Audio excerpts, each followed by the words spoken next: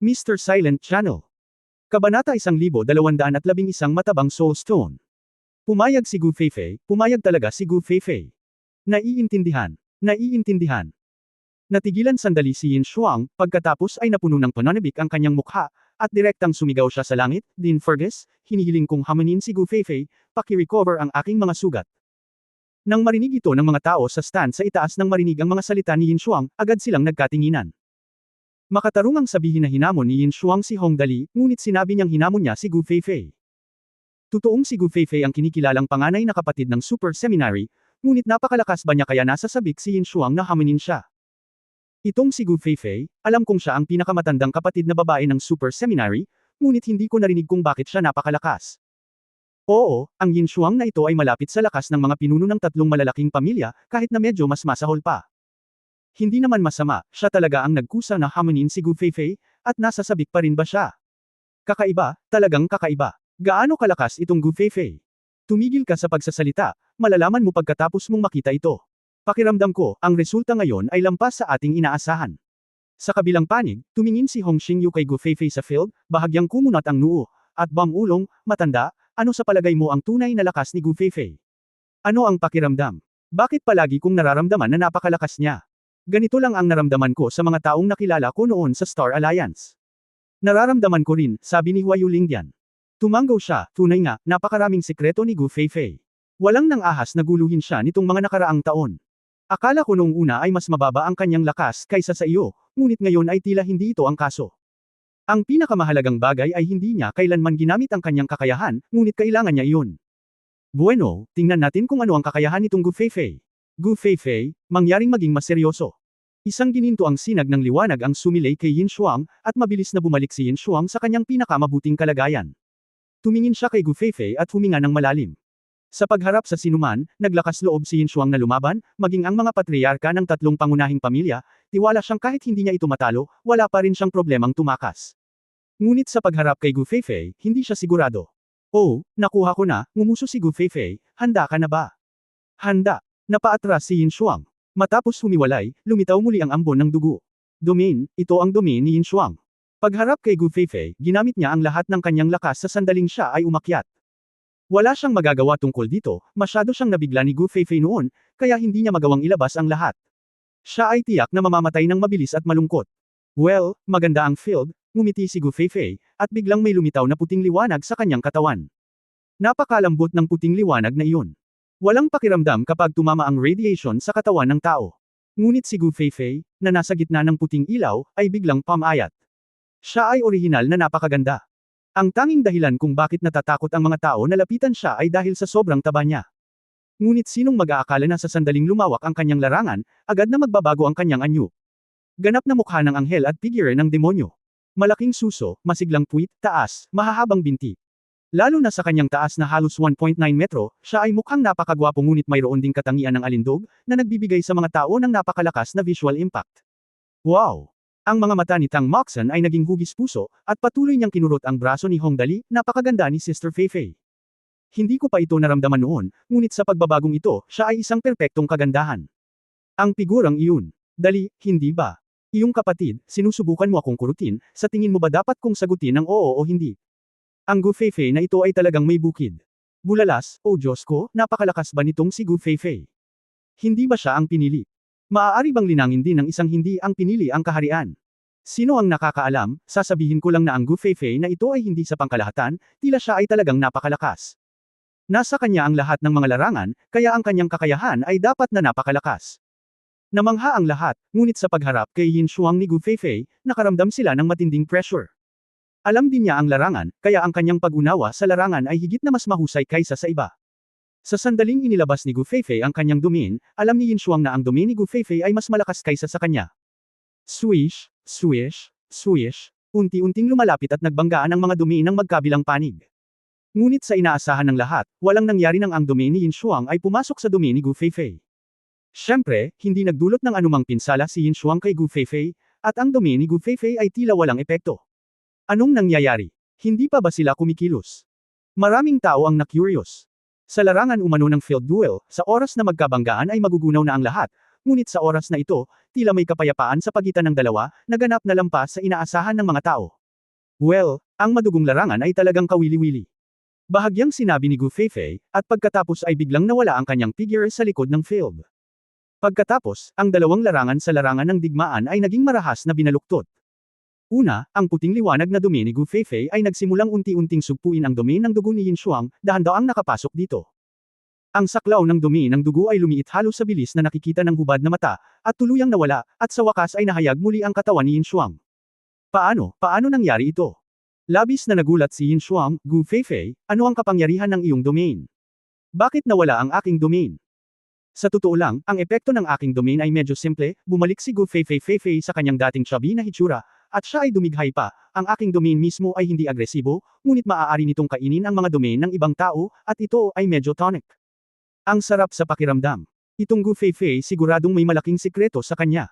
Para sa isang sandali, ang lahat ay ganap na natigilan. Ang domain ni Gu Feifei ay talagang makakain ng mga domain ng ibang tao. Ang ganitong mga epekto sa larangan ay hindi naririnig. Kung wala si Yin Shuang sa domain, ang kanyang lakas ay hindi mas malakas kaysa kay Yu Manging. Paano pa siya makakalaban? Nakakamangha talaga. Si Yin Shuang ay ngumiti ng matamis, well, dahil katumbas ito ng walang field, mag-away talaga tayo. Sinabi ni Yin Shuang na dapat siyang sumugod muna, dala-dala siya ng napakabilis. Ang sumisipol na agos ng hangin ay napakalakas. Sa isang kisap mata, sumugod si Yin Shuang sa harap ni Gu Feifei at sinuntok siya. Napakalakas ng suntok niya. Dapat mong malaman na ang kalasag ni Luoka ay nasuntok ng isang punch mark. Kung ang suntok na ito ay tumama sa katawan, malamang na mawala ito sa lugar. Pagiging epektibo ng labanan. Ngunit sa inaasahan ng lahat, itinaas lang ni Gu Feifei ang kanyang kamay upang harangan ito, gumawa ng malakas na pagsabog, at pagkatapos ay natapos na ang labanan. Lahat ay tumayo, at maging si Hong Dali ay nagunat ng kanyang mga braso. Lumaki ang kanyang leeg at nanlaki ang kanyang mga mata. Ang lahat ay hindi makapaniwala sa kanilang nakita, dahil walang sino man ang makakapag-isip na magkakaroon ng kakaibang kakayahan sa universo na ito. Hindi ito inaasahan ni Hong Xingyo, hindi inaasahan ni Hua Yaling, hindi inaasahan ni Bei Mingxian, at hindi rin inaasahan ni Zhu Yunzhou. Dapat mong malaman na sa pangunawa ng mga tao, ang mga kakayahan ng mga elemento, tulad ng metal, kahoy, tubig, apoy, lupa, hangin at kulog, ang pinakamakapangyarihan sa sentido komon ng mga tao. Maaaring mayroon silang mas malakas na kakayahan, tulad ng The Pixel Soul Stone ng Hong Xingyo na maaaring gawing pixel ang mga bagay na nahawakan nito at mabulok ang mga ito, ngunit walang sinuman ang makakaisip na ang kakayahan ni Gu Feifei ay magiging napakalakas. Ang kanyang kakayahan ay talagang katulad ng kanyang larangan, ang pinsala ay hindi masyadong malaki, ngunit ang epekto ay napaka-invincible. Dahil si Yin Shuang, na nagsalubong sa kanyang kamao, ay naging meatball sa oras na ito, isang malaking meatball, isang meatball na halos 10 beses na mas mataba kaysa dati. Ang meatball, ang hita ay halos 1 metro ang diametro, at parang 3 meatball na nakasalansan sa ibabaw ng bawat isa. Not to mention his body, almost more than 1.5 meters ang diameter ng bewang niya, at hindi na makababa ang mga braso niya. Ang makapal na taba ay umaalalay sa kanya at nakakaunat lamang ng patag sa magkabilang gilid ng kanyang katawan. Hindi banggitin ang leeg, na matagal nang hindi nakikita. Ang mga suso ay mukhang dapat na hindi bababa sa 1 G-cup o higit pa. Anong klaseng kakaibang kakayahan ito? Ang isang taong may perpektong figure ay maaaring maging isang nakakatakot na matabang lalaki sa isang iglap. Paano ako lalaban sa moldita na ganyang figure? Ito. Si Yin Shuang ay pawis na parang ulan, at lahat ng tao sa kwarto ay pawis na parang ulan. Natigilan si Yin Shuang sa loob ng 10 segundo, at sa wakas ay sumigaw, anong klaseng kakayahan mayroon ka? Paano ito magiging ganito? Pangpang Soul Stone, nagkibit balikat si Gu Feifei. Kaya kung kontrolin ang katabaan at kapayatan ng lahat ng mahawakan ko, pati na ang sarili ko syempre. Sabi niya, biglang naging napakaganda at ganap na malademonyong figure na mayroon siya noon, at pagkatapos ay agad na nagbagong muli, ako lang ang makakakontrol sa paalang na direksyon, ngunit hindi sa patayong direksyon. Bueno, patuloy pa ba tayong lalaban? Matapos marinig ang mga salita ni Gu Feifei, huminga ang lahat sa audience. Matabang kaluluwang bato. Ang kakaibang kakayahan na ito ay katawa-tawa. Tingnan ang kasalukuyang estado ni Yin Shuang, ni hindi niya maiunat ang kanyang mga paa. Ang makatayo pa lang ay maganda na, di ba? Sumusuko na ako, walang paraan para lumaban. Labis na nanlumo si Yin Shuang at muling sumuko, ang teritoryo ay kinakain, at ang katawan ay ginawang ganito, ano pa ba ang dapat ipaglaban? Mangyaring baguhin ako kaagad, ito ay isang bangungot na hugis . Aniya at iniunat ang kanyang mga paa, nang hindi humakbang pasulong, at pagkatapos ay ang kanyang katawan ay kasing taba ng bola ng karne at bumagsak pabayaan ang patuloy na pakikipaglaban, isang himala na kaya pa niyang tumayo. Hindi mo ba nakita na ngayon lang, hindi mo man lang maiunat ang iyong mga paa? Kung patuloy mo siyang tatamaan, magiging target ka lang. Maaaring saktan siya ng kabilang partido kahit anong gusto nila. Hindi banggitin si Gu Feifei, kahit isang random na tao ay kayang talunin siya hanggang mamatay. Okay, tapos na ang showdown natin. Humakbang si Gu Feifei at tinapik si Yin Shuang. Sa isang swish sound, sa wakas ay bumalik si Yin Shuang sa dati niyang estado. Ito talaga ang pakiramdam ng pagpunta sa langit mula sa impyerno. Napaluha si Yin Shuang, mas maganda ang payat. Nakakatuwa ang chapter 1212. Muling natalo si Yin Shuang, at sa pagkakataong ito ay napakalinis ng pagkatalo. Sa pagkakataong ito, walang nang-ahas na pagdudahan ang lakas ng pangkat ni Hong Dali. Ang pag-iisip ng mga tao ay sumailalim sa 180 degree na pagbabago. Sila ito ay pinaniniwalaan pa na nakakuha ng malaking kalamangan si Yin Shuang sa pamamagitan ng hindi pagsali sa ikalawang yugto ng Star Realm Genius Battle nang hindi sumali si Hong Dali. Mukhang napakaswerte ni Yin Shuang. Kung hindi sumali si Hong Dali sa ikalawang yugto ng Star Realm Genius Competition, baka hindi niya makuha ang unang pwesto. Hindi, nakuha niya ang unang pwesto sa pagkakataong ito. Ito ay medyo isang bargain. Kahit na ano paman, siya ay nanalo man lang sa unang pwesto. Haha, mukhang si Hong Dali ang tunay na pagbabalik ng hari. Ngayon ay mas inaabangan ko ito. Well, napakalakas ng team ni Hong Dali, hindi ko alam kung ano ang susunod na labanan sa kampo. Pinag-uusapan ng lahat ang tungkol sa koponan ni Hong Dali, at lahat sila ay nasasabik sa kasunod na labanan sa kampo. Isang pakiramdam ng pag-asa. Dean Fergus, kahit na ang mga mentor mula sa mga pangunahing Star Realms ay medyo naiinip. Si Mukarron ang pinaka-nababalisa, sa pagkakataong ito, malinaw na nanalo si Hong Dali, hindi na ako makapaghintay. Paano kung sisimulan na lang natin ang susunod na round? Sa sandaling sinabi niya ito, lahat ng iba pang mga instructor ay tumango ng matalim. Ito, hinawakan ni Fergus ang kanyang balbas. Tuwang-tuwa siya na iginagalang siya ng mga tao mula sa lahat ng major Star Realms, kaya nag-isip siya saglit at pagkatapos ay nagsabi, well, huwag magmadali. Let's take a day off. Well, kahit na gusto mong magsimula kaagad, dapat kang magpahinga ng mabuti at magpagaling. Ang camp war na ito ay tatagal ng higit sa 10 araw, kaya hindi na kailangang mag-alala tungkol dito. May sense pa rin ang mga salita niya. Oo, tumango ang lahat ng instructor bilang pagsang-ayon. Kaya tumayo si Fergus at inihayag na ang Star Realm Genius War na ito ay ganap na natapos. Bumalik ang lahat at magpahinga muna bago magsimula bukas. Ito ay isang tunay na malakihang labanan, isang labanan ng mga paksayon. Sa internet, halos lahat ay tinatalakay ang paksa ng magandang tagumpay ni Hong Dali sa Star Realm Genius Competition. Nakakamangha talaga si Hong Dali, nakita mo na ba ito? Kahit sinong slave team ay kayang gawin ito. Ang pagkatalo sa unang lugar sa orihinal na labanan ng henyo. Ito ay hindi maisip. Tiyak na hindi mahina ang Yin Shuang na iyon. Hindi ganoon, walang talo si Hong Dali. Nakakapanabik. Walang talo ang depensa ni Minotaur. Hindi siya kayang talunin ng malakas na pag-atake ni Yin Shuang. Hindi lamang ang depensa ng Minotaur ay hindi magagapi, lahat ng mga salamangkero sa kanilang koponan ay kahanga-hanga. May mga instant magician sa buong lugar, at ang goblin na iyon, ang kapangyarihan ng malaking bomba na iyon ay sadyang nakakatakot. Ang mga komentong tulad nito ay nasa buong internet. Ang Hong Dali ay naging isang pambahay na pangalan halos magdamag. Sa manor ng pamilyang Hong. Oh, hello, ako si Delonzero mula sa Salma Star Realm. I came here this time to talk to you about business cooperation. Isang gwapong nasa katanghaliang gulang ang sumalubong sa kanya nang makarating siya sa Huayaling, mabilis niyang inabot ang kanyang kamay at sinabing, pakisigurado na bigyan mo ako ng manipis na pansit. Haha, madaling kausap. Dinala siya ni Huayaling sa reception room. Sa oras na ito, maraming tao ang nakaupo sa reception room, lahat sila ay mga royal family mula sa iba't ibang Star Realms. Tungkol naman sa pamilyang Hong. Naroon din si Ye Wuyo, ang pinuno ng pamilya Ye, isang kaalyado. Pagkaupo ni Delonzero, laminggalinga siya sa mga maharlikang pamilya mula sa iba't ibang Star Realms. Kumusta muna? Pagkatapos ay tumingin kay Huayaling, at nagtatakang nagtanong, Nanay Hua, iniisip ko kung narito si Mr. Hong, ang pinuno ng pamilya. Kapag tinatalakay ang negosyo, lalo na ang negosyo sa buong Interstellar Realm, natural na naruroon ang ulo ng pamilya, kung hindi ito madaling pag-usapan. Ang aking matanda ay napunta sa pag-iisa, natural na naiintindihan ni Huayaling ang ibig sabihin ni Delonzero, at nakangiting sinabi, kausapin mo lang ako tungkol sa anumang negosyo, maaari ko pa ring pamahalaan ang aking mga lumang buto. Sa pamamagitan nito naganap ang mga salita. Biglang natahimik si Delonzero at napangiti, tama, walang problema. Pumunta ako dito sa pagkakataong ito para pag-aralan ang mga isyu sa kalakalan ng elixir at nakatanim na gemstones kasama ng iyong pamilya. Sinabi niya na tumingin siya sa mga Star Royal sa paligid niya at idinagdag, syempre, sa palagay ko ay alam na ng lahat ang tungkol sa Hong Dali. Ang lakas ng nakababatang kapatid na ito ay lampas lamang sa aming imahinasyon, kaya sa palagay ko ang Shenlong Xing cooperation sa mundo ay tiyak na isang promising na bagay. Sa tingin ko ito ang dahilan kung bakit dumating ang lahat. Una niyang ipinahayag ang kanyang intensyon at pagkatapos ay pinuri si Hong Dali, na naging dahilan para maging komportable ang mga tao.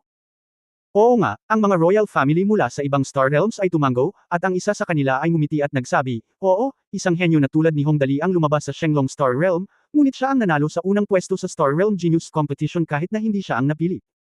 Isang tao, sumugod ako kaagad nang malaman ko ang tungkol dito, para hindi ako hayaang maglaro ang iba dito, hahaha. Nakakatuwa ang sinabi niya, at nagtawanan ang lahat.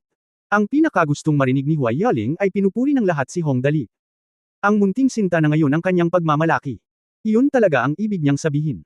Hindi niya maisara ang kanyang bibig, oh, tingnan mo ang sinabi mo, ang swerte ng aking munting sinta. Oo, hehe, hehe. Tama, desididong umiling si Dolan Zero, napakaswerte mo na madali kang manalo. Naiintindihan na ni Yin Shuang ang lahat ng larangan, at napakalakas, ngunit natalo pa rin siya sa huli, at gayon paman. Natalo kami ng pangkat ng alipin ni Hong Dali. Hindi ako makapaniwala ngayon. Madam Hua, sasabihin ko sa iyo ang totoo, kung 10 bilyong bituin ang gugugol ng Hong Dali, gugustuhin ko ito pangkat ng mga alipin. 100 bilyong Star World Coins, bilhin si Luoka at ang kanyang Anus Blast Team. Ang ganitong presyo ng pagtatanong mismo ay naglalarawan na ng kanilang halaga. Nagbibiro si Mr. DeLong, ngumiti si Huai Yaling at umiling. Naturally, alam niya na ang pangunahing layunin ni DeLong Zero ay ipahayag ang halaga ng pangkat na ito, kaya't sumagot siya, ang manti nating sinta ay mahilig sa mga alibughang bulaklak. Pera, ang hukbong ito ng alipin ay nilikha sa pamamagitan ng paggastos ng pera dahil sa inip. Hindi ako makapag-decide kung may lilipat, haha. Pag-usapan muna natin ang tungkol sa negosyo, okay? Okay, sabi ni Dolan Zero. Hihinto ako kapag nakarating na ako, ang ibig kong sabihin ay plano kong mag-import ng mga kiwi melon, bearong fruits, at iba pa. Nawala kami dyan mula sa iyong Star Realm. Ang presyo ay ibabatay sa presyo ng merkado. Ang kasalukuyang magaspang na budget ay batay sa dalawang mga 100 bilyon, sa tingin ba ng may bahay ay magagawa ito? Ang Kewi Gua at Gurong Guo ay parehong espesyal na elixir mula sa Shenlong Star Realm. Ang Kewi Gua ay maaaring permanenteng tumaas ang lakas ng 40 puntos, at si Gurong Guo ay maaaring tumaas ang liksi ng 30 puntos. Lahat ay napakagandang elixir. Ayon sa presyo sa merkado sa Shenlong Star Realm, ang Kewi Gua ay nagkakahalaga ng 60,000 Shenlong coins, at ang Gurong Guo ay nagkakahalaga ng 50,000 Shenlong coins. At nang ibuka ni Dolan Zero ang kanyang bibig, nag-order siya ng 200 bilyon, na medyo isang deal kahit na hindi ito masyadong marami para sa kanya lamang, hindi niya matiis ang dami ng mga taong pumunta upang pag-usapan ang negosyo.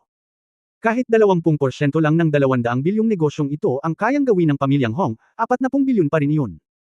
Sa araw na ito lamang, mayroong higit sa 100 tao mula sa Star Realm na dumating upang pag-usapan ang tungkol sa mga banal na damit, at mas maraming tao ang darating mamaya.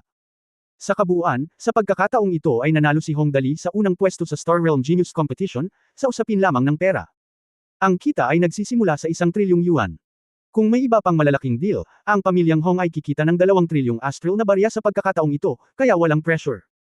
Haha, madaling kausap, ang nakangiting mukha ni Huai Yaling ay halos naging bulaklak, lahat ay maaaring kumita, kaya walang problema sa panukala ni Mr. DeLong. Sa sandaling mabuksan ang paksang ito, ang lahat ay agad na nagsimulang mag-usap. Magsimula ng negosyo. Nariyan si Hong Dali, na unang nasa ranggo sa Star Realm Genius Competition. Ang mga taong ito ay optimistiko tungkol sa kinabukasan ng Shenlong Star Realm, kaya batay sa prinsipyo ng pagkuha ng isang maliit na pagkawala upang bumuo ng mga relasyon, ang mga kondisyon na inaalok ng bawat alok ay napakabukas, nakamangha-mangha. Hindi masasabing hindi. Sa kabilang panig, sa loob ng Shenlong Chao Seminary, isang malaking grupo ng mga tao ang nagtipon sa pintuan ng dormitoryo ni Hong Dali. Halos lahat sila ay mga napili mula sa iba't ibang larangan ng bituin. Mayroong higit sa 50 tao. Pumunta sila dito para lang tumambay kay Hong Dali. Pagkatapos ng lahat, mayroong isang larangan ng Shira, at kung hindi sila magsisikap, sila ay madaling maanod, at ang pagkawala ay ang kanilang sariling buhay. Tumayo na ang lahat, naiintindihan mo ba ang line-up? Buong pagmamalaking tumayo si Li Yang sa pintuan ni Hong Dali, tinitingnan ang mga napili sa kanyang harapan, at nagsabi, natutulog ang Young Master. Walang sino man ang pinapayagang mang-istorbo sa Young Master kapag natutulog siya. Naiintindihan mo ba? Kung hindi, kung galit ang Young Master, talagang imposible na guluhin mo siya. Tanging kapag masaya ang Young Master ay hindi ka malulungkot, kung gayon ang Young Master ay hindi malulumbay.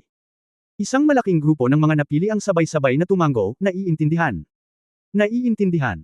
Si Kung sa karamihan ay tumingin kay Li Yang na may labis na sabik na mga mata. Alam niyang si Li Yang ang second in command ni Hong Dali, lalo na nang malaman niya ang background ni Li Yang sa iba't ibang channel, lalo niyang hinangaan si Hong Dali. Kung, tanong ni Ma'am Ing sa mahinang boses, sa tingin mo ba ay napakababa talaga ng background nitong si Li Yang? Siyempre, sabi ni Kung na talagang marami siyang ginawang takdang aralin sa mga araw na ito. Lahat ng tao sa paligid ng Hong Dali ay katulad niya. Pagkatapos suriin ito ng mabuti, bumulong siya pabalik, itong si Liang ang unang tumambay kay Hong Dali. Anong uri ng lakas ang mayroon siya sa simula? Isang ordinaryong tao, simpleng ordinaryong tao, kaya nating pumatay ng milyon-milyon sa isang galaw lang. Ano ang resulta? Naging maayos ang paglalakbay mula noong sinundan niya si Hong Dali, at ang kanyang lakas ay lumaki ng mabilis. Mula sa ikatlong antas ng planeta, mula sa antas ng paggising niya hanggang sa tunay na antas ng planeta. Higit sa isang taon sa kabuuan. Gaano kalaki ang pagbuti ng ating lakas sa isang taon? Nakakatakot ba? Laking gulat mo, Ma'am Ing. Isang taon para umasenso mula sa isang ordinaryong sibilyan tungo sa ikatlong antas ng kakayahan sa paggising sa Star Territory. Ang napakabilis na ito ay parang panaginip. Kahit para sa kanya, ang kanyang lakas ay hindi gaanong nag-improve sa taong ito. Kung gusto mong guluhin si Dali, dapat mong guluhin siya. Napabuntong hininga si Yu Ma'am Ing, dapat mong samantalahin ang pagkakataong ito anuman ang mangyari. Kaya't nang makapagdesisyon na si Liang, biglang naging masaya si Liang at malakas na sinabi, lahat, tumahimik at pumila, gising na ang Young Master. Huwag kang mag-alala, huwag kang maingay. Kung sino ang nakatakdang maging alipors ng Young Master ay nakasalalay sa mood ng Young Master. Kabanata 12:13, nakadamit bilang isang hayop. Ang mga salita ni Liang ay masasabing medyo bastos, ngunit sa oras na ito, ang mga napili sa ibaba ay hindi nag-iisip. Sa isip-isip nila, sinong maglalakas loob na maging mayabang kung wala silang dalawang kakayahan? Dahil sa kanyang tunay na kakayahan kaya siya magsalita ng mahigpit. Subukang sabihin ito sa isang taong hindi sapat ang lakas. Mabubugbog na siya sa loob ng ilang minuto. Sa makatuwid, ang malaking grupo ng mga napiling naruroon ay lahat ay masunurin na nakatayo, naghihintay dito, naghihintay na lumabas si Hong Dali. Nakatulog ako ng mahimbing. Bumukas ang pinto ng dormitoryo at humikab si Hong Dali at lumabas. Nang makita niya ang napakaraming tao sa pintuan, natigilan siya saglit at nagtanong ng kakaiba, bakit napakaraming tao? Nakatayo silang lahat ng maayos. Ano ang gagawin mo? Nakapila para kumuha ng pagkain. Well, ayon sa kasalukuyang estado ng mga taong ito na nakita niya, ito ay isang karaniwang eksena ng pagkuha ng pagkain sa isang carinderia. Young Master, nagmamadaling bati ni Liang sa kanya. Ang paraan ng pagtingin niya kay Hong Dali ay ibang-iba sa oras na ito. Karaniwang tinatawag ng mga tao na malabo ang pakiramdam na iyon, Young Master, nakapagpahinga ka na ba? Hindi pa nagigising si Miss Gu Feifei. Oh, Young Master, pakisuyong pansinin ang iyong kalusugan. Sa sandaling pamayat si Gu Feifei, talagang nag-iwan siya ng napakalalim na impresyon kay Liang. Ang ganda talaga ng picture. Ang pinayat na Gu Feifei ay mas maganda pa kay Li Nianwei. Inferior, kaya laging nararamdaman ni Liang na ang pagsasama nilang dalawa ay medyo. Alam mo, ano ang kinalaman nito kay Feifei? Si Hong Dali, isang matigas ang ulo, ay hindi naiintindihan ang kahulugan ng mga salita ni Liang. Tinanong lang niya, ano ang ginagawa ng mga lalaking ito dito? Tama, mabilis na paliwanag ni Liang Yang kay Hong Dali, sa tingin nilang lahat ay nakakatuwang tumambay sa iyo, Young Master, kaya bakit hindi sila pumupunta at maghintay sa pila? Sana ay tanggapin mo sila bilang iyong mga alipin at sundan ka kung nasa mabuting kalooban ka. Well, kung kakalat ang salitang ito, tinatayang tiyak na matatakot ang mga estudyante sa Star Realm. Siya ay may isang grupo ng mga bastards na ang mga pinili.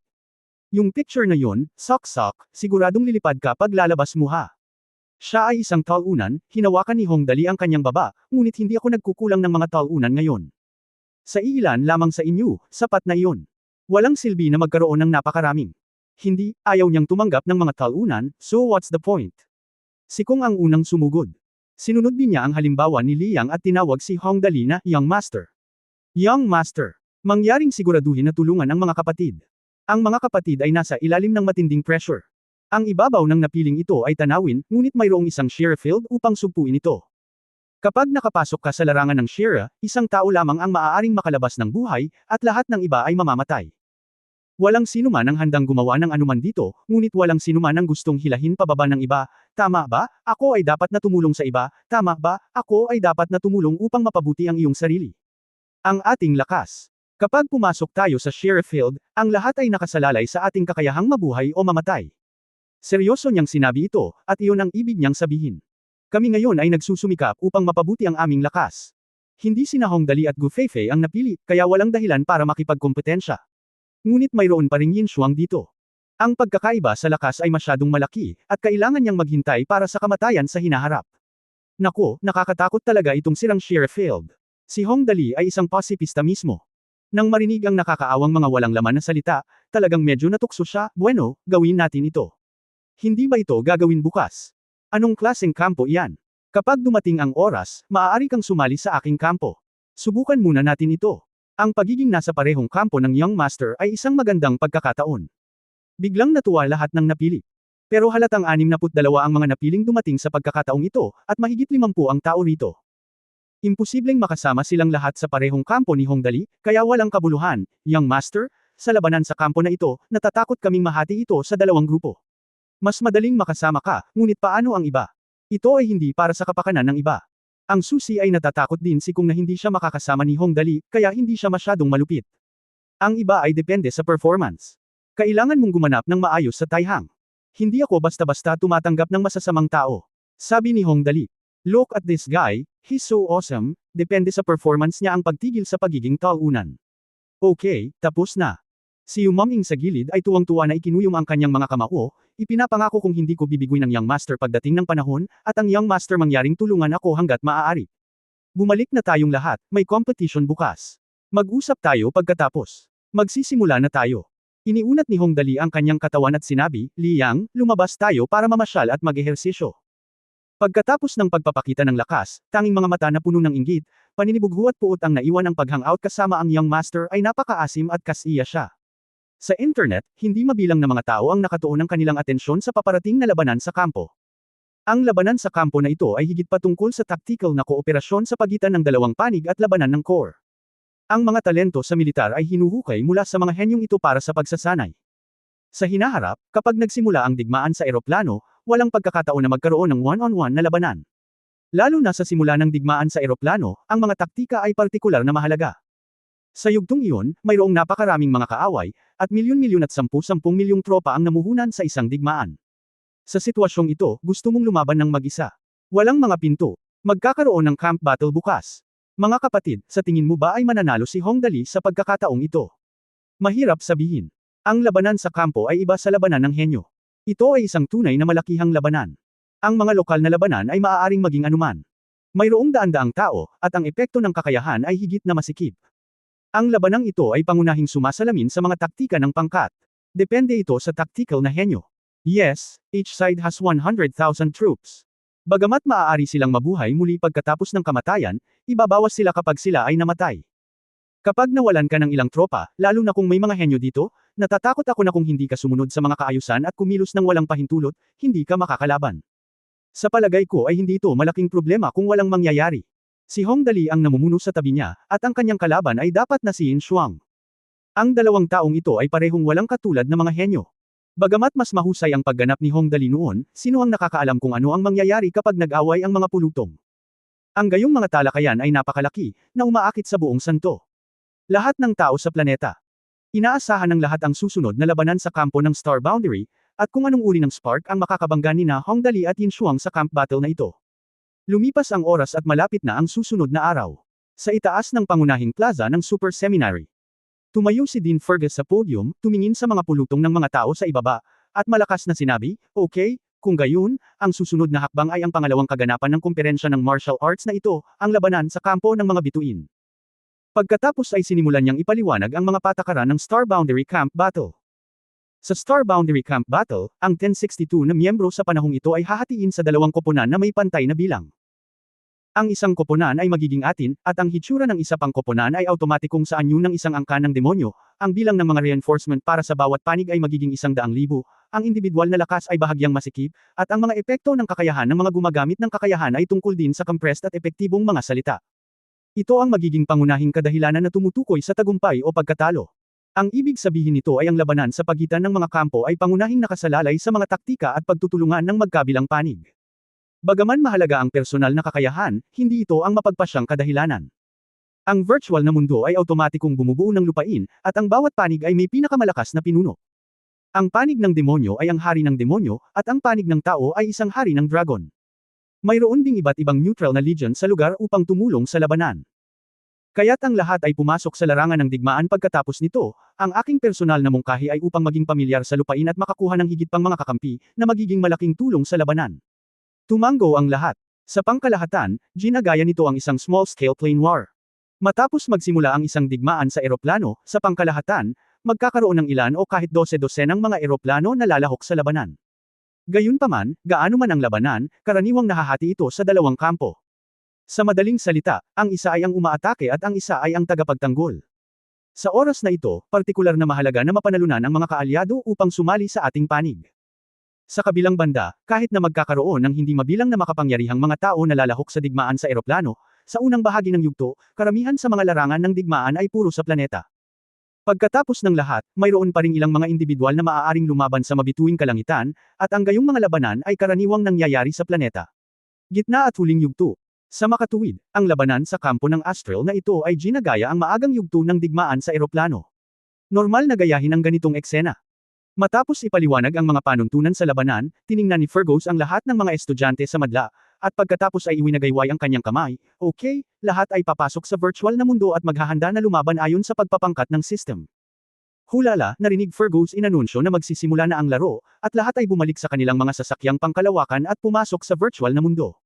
Sa kwarto ni Hong Dali. Dali, mayroon ka bang plano para sa labanan sa kampo na ito? Isinuot ni Gu Feifei ang holographic helmet at tinanong si Hong Dali, plano mo bang maging Commander-in-Chief pagdating mo doon? Pag-usapan natin ito pagkatapos nating makapasok, walang malasakit na sabi ni Hong Dali, ang sarap maging Commander-in-Chief. Magiging kasiya siya ang Commanding A-Corps, hehe. Pagkatapos ay ipinakita niya ang kanyang foxtail, ngunit sa palagay ko ito ay isang magandang pagpipilian na tingnan muna ang tanawin. Well, kaya kung pumunta kahit saan ako magpunta. Huwag kalimutang maglaro, ito ang estilo ng ating alibughang anak. Kaya ito ay pumapasok sa virtual na mundo. Sa hindi inaasahang pagkakataon, sa pagpasok pa lang ni Hong Dali sa virtual world, naramdaman niyang may mali sa kanya. Pagkatapos niyang makakita ng salamin at tingnan ito, biglang nanlaki ang mga mata ni Hong Dali. Sa oras na ito, nakasuot siya ng itim na windbreaker, isang itim na sombrero sa kanyang ulo, isang itim na suit at itim na leather na sapatos. Normal ang lahat ng ito, ngunit ang abnormal ay naging ulo talaga siya ng lobo. Ang ulo ng isang kulay abong lobo. Damn it, lobo ba ako sa balat ng tao? Nadama ni Hong Dali na maaaring mayroon siyang mas angkop na salita ngayon, na tinatawag na hayop sa damit. Well, very vivid. Wahahahaha. Sa wakas ay nag-transform ako bilang isang lobo sa isang gabing naliliwanagan ng buwan, ao. Ang kampo na kinabibilangan ni Hong Dali ay ang Monster Clan. Kabanata 1214 na nagsimula ang labanan. Hehe, Dali, kakaiba ang hitsura mo. Isang napaka-charming fox girl sa gilid ang tumabi kay Hong Dali at nakangiting nagsabi, mukhang ang gwapo mo talaga kapag naging werewolf. Hehe, ang fox girl na ito ay mga 1.65 meters ang taas. Napaka-cute niya. Kumakawag pa rin ang puting malambot na buntot sa likod niya. Napaka-cute niyang tingnan. Siya ay natural na fiancé ni Hong Dali na si Tang Moxon. Zengxan, ang cute-cute mong tingnan kung ganito, tumawa si Hong Dali at hinawakan ang kanyang malaking buntot. Well, medyo masarap sa pakiramdam, nasaan si Sister Nianwei? Young Master, nandito ako. Dito, dahan-daang naglakad si Li Nianwei. Mukha siyang panganay na kapatid ng Leopard Tribe. Siya ay talagang matangkad, may payat na baywang, at may mahabang binti. May itim din siyang marka sa mukha. Napaka-wild niyang tingnan. Ang pares ng nagtataas ang bond sa kanyang dibdib ay ginagawang kaakit-akit ang kanyang career line. Napakaganda ni Sister Nianwei, haha, tumawa ng malakas si Hong Dali, ganito talaga siya mukhang. Sa oras na ito, dumating din sina Jiang Chenzo at Zhang Yi. Si Jiang Chenzo ay isang batang babae mula sa tribo ng pusa, nakasuot ng puti. Hitsura, cool at flexible. Direktang ibinalik ni Zhang Yi ang hitsura ng Killer Bee. Well, ang mga demonyo ay mayroon ding mga uri ng insekto. Sabay tumayo ang apat na dilag, kahit magpalat ng anyo ng mga demonyo, napakaganda pa rin nila. Tulad ng para kay Gu Feifei, ang kanyang lahi ay napaka-interesante, ang taong ito ay direktang nagbago sa isang tribo ng oso. Tingnan mo ang figure na iyon, tingnan mo ang figure na iyon, tingnan mo ang dominanteng ugali, nakakatakot. Okay, lahat, magtipon. Ngayong nakapasok na tayo sa larangan ng digmaan, ang unang hakbang ay magtipon muna. Maya-maya, nagtipon na ang lahat. Lahat ng mga estudyante sa Shenglong Academy ay nag-transform sa iba't ibang lahi. Nagkatinginan ang lahat at masayang nagtawanan. May mga humihila ng buntot, at may mga humihila ng balahibo. May ilang nagpapakita ng ngipin, may nag-eeksperimento sa mga kuko, at ginagamit ang mga ito para sa lahat. Medyo kinakabahan ng mga estudyante sa ibang Star Realms, lalo na ang mga chosen ones. Lalo silang kinabahan nang makita nilang kasama sila sa isang team kasama si Hong Dali. Ito ay isang pagsubok na magdedetermina kung sila ay matatalo. Mabilis na natapos ang pagtitipon, at tumingin si Hong Dali sa paligid. Para sa mga laban sa kampo, natural na kailangan niyang maging pamilyar muna sa kanyang base camp. Bukod dito, may mga pinuno, kaya kailangan niyang puntahan muna sila. Ang lokasyon kung saan sila nagtipon ay nasa isang parisukat sa base camp. Sa magkabilang panig ay may iba't ibang kagamitan at kagamitan sa digmaan, at sa likod ay isang malaking kuta. Tinatayang nasa loob ang pinuno ng angkan ng demonyo. Kayong mga alipors, maglakad muna tayo at tingnan muna natin ang pinuno. Pinitik ni Hong Dali ang kanyang mga daliri, pagkatapos ay pinangunahan ang malaking hukbo papasok sa kuta na may halong galit. May kabuuang 5,031 katao sa kanyang kampo. Ito ay hindi isang maliit na sukat sa lahat. Puno ito ng mga ulo ng tao sa abot ng mata. Lahat ay naghiyawan at nagbuhos sa kuta. Ang tarangkahan ng kuta ay higit sa 20 metro ang taas. Pagkapasok niya, nakita ni Hong Dali ang isang napakapamilyar na ulo. Hindi ba ito ang Demon King natin na si Bao Jalil? Bakit siya nandito? Hoy! Sa tingin mo ba parang pamilyar tayo? Lumapit si Hong Dali nang nakangiti. Nakatingin sa Demon King, bakit ka nandito? Hindi ka ba nag-hello kanina? Siya ay orihinal na nagbibiro, ngunit sa hindi inaasahang pagkakataon ng Demon King ay umungal ng malakas, sari-saring mga sundalo. How dare you talk to me like this? Maniwala ka o? Hindi. Puputulan kita at ipapakain sa mga aso. Anong ginagawa ng lalaking ito? Ngunit hindi nagtagal ay napagtanto ito ni Hong Dali bago siya pumasok, sinabi ni Dean Fergus na ang angkan ng demonyo ay ang hari ng demonyo, at ang angkan ng tao ay ang hari ng dragon. Mula sa puntong ito, ang hari ng demonyo sa kanyang harapan ay ang hari ng demonyo na nandoon noon. Ang namatay kasama ang Flame Dragon King sa 10,000 taong digmaan. Kung gayon ang nasa panig ng tao ay dapat ang Flame Dragon King, di ba? Dahil ang dalawang matandang ito ang mga pinuno, ito ay kawili-wili. Nakita talaga ni Hong Dali ang lakas ng Demon King. Sa oras na iyon, ang matandang ito ay isang malaking ulo. Sa pamamagitan lamang ng natitirang kaluluwa, maaari niya itong patayin sa isang dagandong lamang. Ang lahat ng mga tao at mga dragon sa buong Flame Abyss ay natigilan. Ngayong nandito na siya bilang pinuno, kahit na nabawasan ng gusto ang kanyang lakas, hindi naman siguro masyadong masama. Okay, ngayong nakita na natin si boss, labas muna tayo. Inilabas kaagad ni Hong Dali ang mga tao. Pagbalik niya sa plaza, nagsimulang ayusin ni Hong Dali ang mga tao, lumabas na lahat ng angkop na maging scouts. Kailangan muna nating imbestigahan ang terrain. Siya nga pala, dapat may terrain recorder tayo, di ba? Kung hindi tayo makakalaban ng walang mapa. Napakahalaga ng mga topography recorder sa ganitong uri ng larangan ng digmaan. Ang ibig sabihin ng Yudaw ay ang tamang oras, tamang lugar at tamang tao. Sa kasalukuyan, ang dalawang panig ay pantay, at ang problema ng mga tao ay hindi malaki. Pagkatapos ng lahat, si Hong Dali ay isa ring kahangahangang tao na nanloko kay Yin Shuang. Sino ba ang hindi nakikinig sa kanyang mga salita? Kaya ngayon mahirap ang sitwasyon. Sa ganitong uri ng larangan ng digmaan, kung sino ang mas makakaunawa sa mapa ay magkakaroon ng mas malaking pagkakataong manalo. Sa katunayan, walang pakialam si Hong Dali sa kinalabasan. Hindi niya kailanman naisip na manalo sa unang lugar. Ang problema ay narinig niya na ang mananalo ay pupunta sa Star Alliance para sa pagsasanay sa taktika ng militar, nakatumbas ng karagdagang edukasyon. Paano ito magiging posible? Alibugan ako, kaya ayoko nang mag-aral pa. Ang paggastos ng pera ay ang aming pangunahing negosyo. Paano ko kakayanin kung ang isang malaking grupo ng mga tao ay nakatingin sa akin kapag pumunta ako doon upang mag-aral? Kaya, handa si Hong Dali na matalo, ngunit para mailabas ang tubig, kailangan niyang gawin ito ng palihim, at hindi niya ito hahayaang matuklasan ng sinuman. Masama yun hindi mo man lang na-explore ang mapa, para hindi ka masyadong bukas sa tubig, di ba? Dadalhin ko ang mga tao doon, sapat na swerte si kung nakasama siya sa parehong koponan ni Hong Dali. Ito ay natural na isang magandang panahon upang ipahayag ang kanyang sarili. Kaya tumayo siya ng walang pag-aalinlangan, siguraduhing tuklasin ang lahat ng mga mapa na maaaring galugarin, at walang mga pagkukulang. Ito, magiging mas madali kung may manguna. Agad na tumango si Hong Dali, bueno, sige, doon tayo maghintay dito, tiyak na gagawin pa rin ng kabilang panig ang hakbang na ito, magpapahinga muna ang lahat.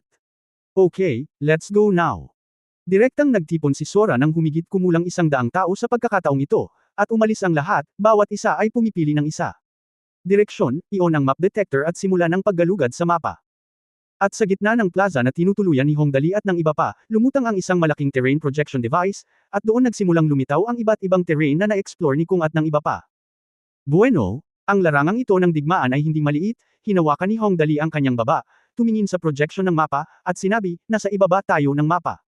Ang ibaba ay ang base at kuta na tinutuluyan natin ngayon. Pasulong. Oh, ito ba ay isang resurrection point? Ito ba ay isang reinforcement point sa larangan ng digmaan? Dahil ang larangan ng digmaan ay may 100,000 reinforcement point, ang mga tao ay maaaring mabuhay muli pagkatapos ng kamatayan. Dahil maaari silang mabuhay muli, natural na kailangan nila ng mga punto ng muling pagkabuhay. Sa makatuwid, maraming mga punto ng muling pagkabuhay sa buong larangan ng digmaan. At sa ibaba lamang ng resurrection point, mayroong isang linya ng maliliit na salita, maaaring ipaglaban ang reinforcement point. Nangangahulugan ito na ang punto ng muling pagkabuhay ay maaaring agawin. Kung aagawin mo ang resurrection point sa lugar, maaari mo itong gawing sarili mong resurrection point. Sa oras na ito, ang mapa ay patuloy na binuo, at sa itaas, may mga pal-ikolikong kalsada, at mayroong maraming mga burol, puno at malalaking bato. Sa patuloy na pasulong, sa gitna ng mapa ay isang malaking larangan ng yelo. Sa itaas na kaliwang bahagi ng larangan ng yelo ay isang burol na halos 100 metro ang taas. May neutral na resurrection point sa burol. Sa kanang itaas na bahagi ng burol ay isang kuta ng tao. Sa kanang ibabang bahagi ay isang kuta ng tao. Ito ay isang kampo sa panig ng angkan ng demonyo. Mayroong ilang mga mina malapit sa mga kampo ng kuta ng magkabilang panig, at mayroong maraming mga hayop sa paligid, tulad ng mga direwolves, kitikot-takot na USA, at iba pa. Ang lupain ng buong larangan ng digmaan ay medyo komplikado, ngunit sa pangkalahatan, ang mga mapagkukunan, mga punto ng muling pagkabuhay, at iba pa. Nang magkabilang panig ay halos magkapantay sila, walang malaking pagkakaiba. Ngayon na mayroon na siyang magaspang na ideya tungkol sa lupain, sinimulan ni Hong Dali na hatiin ang lahat sa mga grupo, okay, lahat, makinig. Agad na tumahimik ang buong lugar, at tumingin si Hong Dali sa lahat na nakatingin sa kanya na parang Diyos. Ang mga estudyante sa Star Realm ay biglang nakaramdam ng matinding pressure. Nako, huwag mo akong tignan ng ganito, nakakahiya ako. Kung hindi tayo mananalo sa huli, hindi ba nakakahiya? Ang pagsunod sa mga taong na-update, inaasahan ko ito, nangangahulugan ito na hindi talaga ako matatalo, tama. Kuya Dali, alam kong kaya mo ito. Siguradong dadalhin mo kami sa tagumpay. Mabuhay si Kuya Dali. Hindi ba? Makapangyarihan si Kuya Dali. Ano ang sinabi niya ngayon? Ano ang mangyayari kung matalo tayo? Makinig ka sa akin, 1 in minus 10,000 lang ang pagkakataong matalo. Hindi matatalo si Kuya Dali. Ano bang problema ng mga lalaking ito? Ginawa. Hindi yun ang ibig kong sabihin, bastard. Lahat, tumahimik, sabi ni Hong Dali, ibig kong sabihin, ang digmaan ay hindi isang personal na labanan, at walang sinuman ang makakagarantiya ng tagumpay, ngunit magagawa natin ang ating makakaya. Kung gayon dapat. Ang lahat ay nagsimulang sumigaw muli, narinig mo ba iyan? Hanggat lahat ay nagsisikap, mananalo tayo. Kung hindi tayo magsisikap, walang garantiya na tayo ay mananalo. Dapat tayong magsumikap. Lumaban ng gusto, mga kapatid, dadalhin tayo ni Kuya Dali sa tagumpay. Ate, nagkamali ka na naman, bastard. Gustong umiyak ni Hong Dali ngunit walang luha. Hindi yun ang ibig niyang sabihin.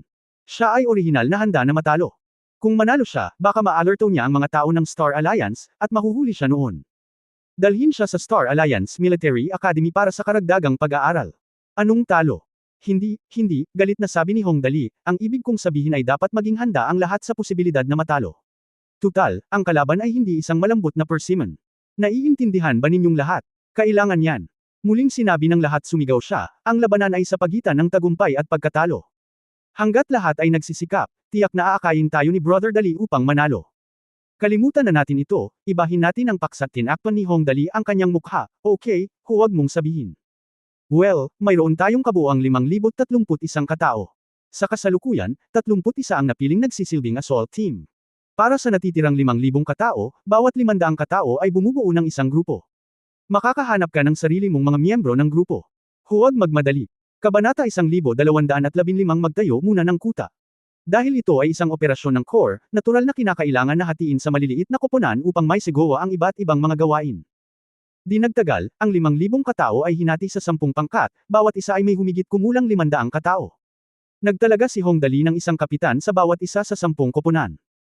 Ito ay talagang medyo simple.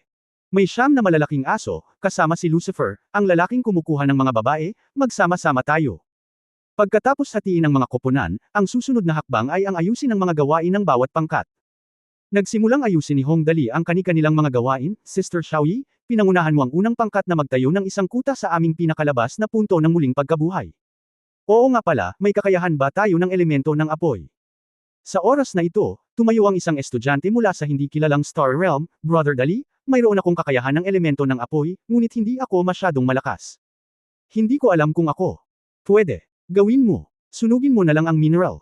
Sinabi ni Hong Dali na wala iyon. Ikaw ang bahala. Mula ngayon, magiging Manero na ang codename mo. Pagkatapos ay sumigaw siya, halika, ilang malalakas, kailangan pa natin ng ilang panday upang magtayo ng isang kuta. Well, kailangan din ang mga panday. Pagkatapos ay tumayo ang ilang matitigas na lalaki na mukhang malalakas, at nagtalaga si Hong Dali ng mga numero sa kanila panday no. 1, panday no. 2, panday no. 3, at iba pa. Panday no. 22. Hindi. Naroon ang lahat ng mga ore burner at panday, at pagkatapos ay nagsimulang gumawa ng mga tiyak na kaayusan si Hongdali, dadalhin ng unang koponan ang mga minero at panday sa ika-22, at pupunta sa punto ng muling pagkabuhay sa ilalim ng bundok sa gitna upang itayo ang fortress. Ito ang aming unang linya ng depensa. Agad na kinuha ni Ling Xiaoyi ang order at umalis. Nagpatuloy si Hongdali, ikalawang koponan, Liang, kunin ang mga miyembro ng iyong koponan at magtayo ng isa pang kuta sa kaliwang bahagi ng kuta na ito. Palakasin itong mas malakas. Lahat ng may kakayahan sa pangmatagalang pag-atake ay makakaakyat. Okay. Walang problema. Tinanggap din ni Liang ang utos. Sa oras na ito, ang mga miyembro ng iba pang mga koponan ay pawang nakayuko upang hintayin ang dibisyon ng paggawa ni Hongdali. Kinaweyan ni Hongdali ang kanyang kamay, iba pang mga koponan 3 hanggang 8, nagtitipon sa bundok sa gitnang larangan ng yelo upang sakupin ang punto ng muling pagkabuhay. Tayo na. Ang ika-3 hanggang ika-8 koponan ay inutusang umalis. Sa oras na ito, ang huling 2 koponan ay naiwan. Si Hongdali ay gumawa ng casual na pag-aayos, ikaw ang may pananagutan sa pagprotekta sa mga miyembro ng una at pangalawang koponan na nagtatayo ng kuta. Isa pa, sa isang tabi, ang kampo ng tao. Tiningnan ni Yin Shuang ang mapa na unti-unting nabuksan, nakasimangot at hinawakan ang kanyang baba. Pag-isipang mabuti ang iyong diskarte. Nakaranas siya ng matinding pagkatalo sa ilalim ni Hongdali noon. Sa pagkakataong ito, ang kompetisyon ay hindi tungkol sa mga individual na kakayahan. Nag-eksperimento na siya at nalaman na ang lakas ng lahat ng tao rito ay lubhang nabawasan, at ang epekto ng kanilang mga kakayahan ay lubhang hamina. Para ma-verify ito, gumawa pa siya ng paraan para makipag-away sa mga miyembro ng team. Ang conclusion ay ngayon ay maaari na lamang niyang talunin ang 5 tao sa isang pagkakataon, hindi na. Ngayong alam mo na ito, ang susunod na hakbang ay pag-isipang mabuti ang mga taktika. Kung sino man sa team ang may karanasan sa pagmamartsa at pakikipaglaban ay dapat lumapit. Matapos maunawaan ang pangkalahatang sitwasyon, tumingin sa ibaba si Yin Shuang. Sinabi, upang makamit ang pangwakas na tagumpay, lahat ay maaaring magsalita ng anuman ang kanilang iniisip. Para sa sanggunian. Ngayon na ang lakas ng labanan ng isang target ay hindi ang mapagpasyang kadahilanan, lahat ay nagsimulang maglagay ng iba't ibang mga opinyon, at ito ay isang gulo ng ilang sandali. Lahat sila ay nagsabi, Boss Yin Shuang, ang aming lakas ay hindi mas mahina kaysa sa kalaban. Sa tingin ko kung lalaban kami hanggang kamatayan, hanggat ang aming mga reinforcement point ay natupok ng mas mababa kaysa sa kalaban, walang magiging problema. Sa tingin ko dapat nating sakupin ng isang kanais-nais na lokasyong geographical. Sumulong hakbang-hakbang. Magtanggol, 100,000 reinforcement point, basta't depensahan natin ng maayos, mabilis nating maubos ang lahat. Sa pakikinig sa talakayan sa ibaba, si Yin Shuang ay nakasimangot din ng palihim. Walang paraan para magpatuloy ng ganito. Isang beses na siyang nabigo at talagang hindi na siya mabibigo muli. Magdudulot iyon ng malaking dagok sa kanyang kumpiyansa. Lahat, mangyaring tumahimik, sabi ni Yin Shuang, na nakakaramdam ng matinding panlulumo, walang silbi na ipagpatuloy ang pagtalakay ng ganito. Sino mang may tiwala sa sarili niyang taktika ay maaaring tumayo at magsalita ng mag-isa. Lahat, tumingin sa akin, at titingnan ko kayo. Di nagtagal, isang miyembro ang tumayo at nagsabi, bakit hindi ko sabihin sa iyo ang aking mga taktika at subukan ito, at lahat ay makikinig at tingnan kung ito ay gumagana. Ito ay isang binata sa kanyang 20s, na may blonde na buhok. Maikli ang buhok, mukhang napaka-refresh. Okay, sabihin mo sa akin, tumanggo si Yin Shuang, ano ang pangalan mo? Saang Star Realm ka galing? Ang pangalan ko ay Wells, isang estudyante mula sa De La Star Realm, ibinalita ng binata ang kanyang tirahan, at pagkatapos ay humakbang pasulong. Na itinuro ang mapa, at sinabing, sa paghusga mula sa kasalukuyang mapa, ang distribusyon ng lupain sa pagitan ng kaaway at sa atin ay dapat na magkatulad. Ang tanging lugar na kasalukuyang nagkakahalaga ng pakikipaglaban at medyo madaling labanan ay ang gitnang larangan ng yelo, na nasa burol na ito. Ang punto ng muling pagkabuhay. Itinuro niya ang burol at sinabi, ang burol na ito ay maaaring gamitin sa pag-atake sa hinterland ng kaaway at pag-atres upang ipagtanggol ang ating pinakaharap na punto ng muling pagkabuhay. Napakahalaga ng lokasyon, kaya ang labanang ito ay dapat na ang pinakakritikal. Isang labanan. Bueno, tumingin si Yin Shuang sa mapa, hinawakan ang kanyang baba, at tumanggo, ito ay halos kung ano ang naisip ko. Ang lupain dito ay mahirap at madaling ipagtanggol at mahirap salakayin. Kapag ito ay nakuha, ito ay magkakaroon ng malaking epekto sa mga operasyon ng ating hukbo. Ito ay isang malaking bagay. Sumama ka sa akin, lahat, ating sakupin ang susunod na punto ng muling pagkabuhay. Sa pangunguna ni Yin Shuang sa koponan, humigit kumulang 5,000 katao mula sa kampo ng tao ang agad na umalis. Gumagalaw patungo sa gitnang posisyon sa buong bilis. Ang mga tropa mula sa magkabilang panig ay patuloy na sumugod. Matapos ang halos 5 oras ng mabilis na pagmarcha, nakarating silang lahat sa resurrection point sa front line. Kapag narito na, kailangan mong gawin ang pinakapaunang mga pagsasaayos at pagkatapos ay maghanda upang maglunsad ng isang pag-atake. Sa mga kinatatayuan, kinabahan ng mga tao habang pinapanood ang mga galaw ng tropa ng magkabilang panig sa larangan ng digmaan.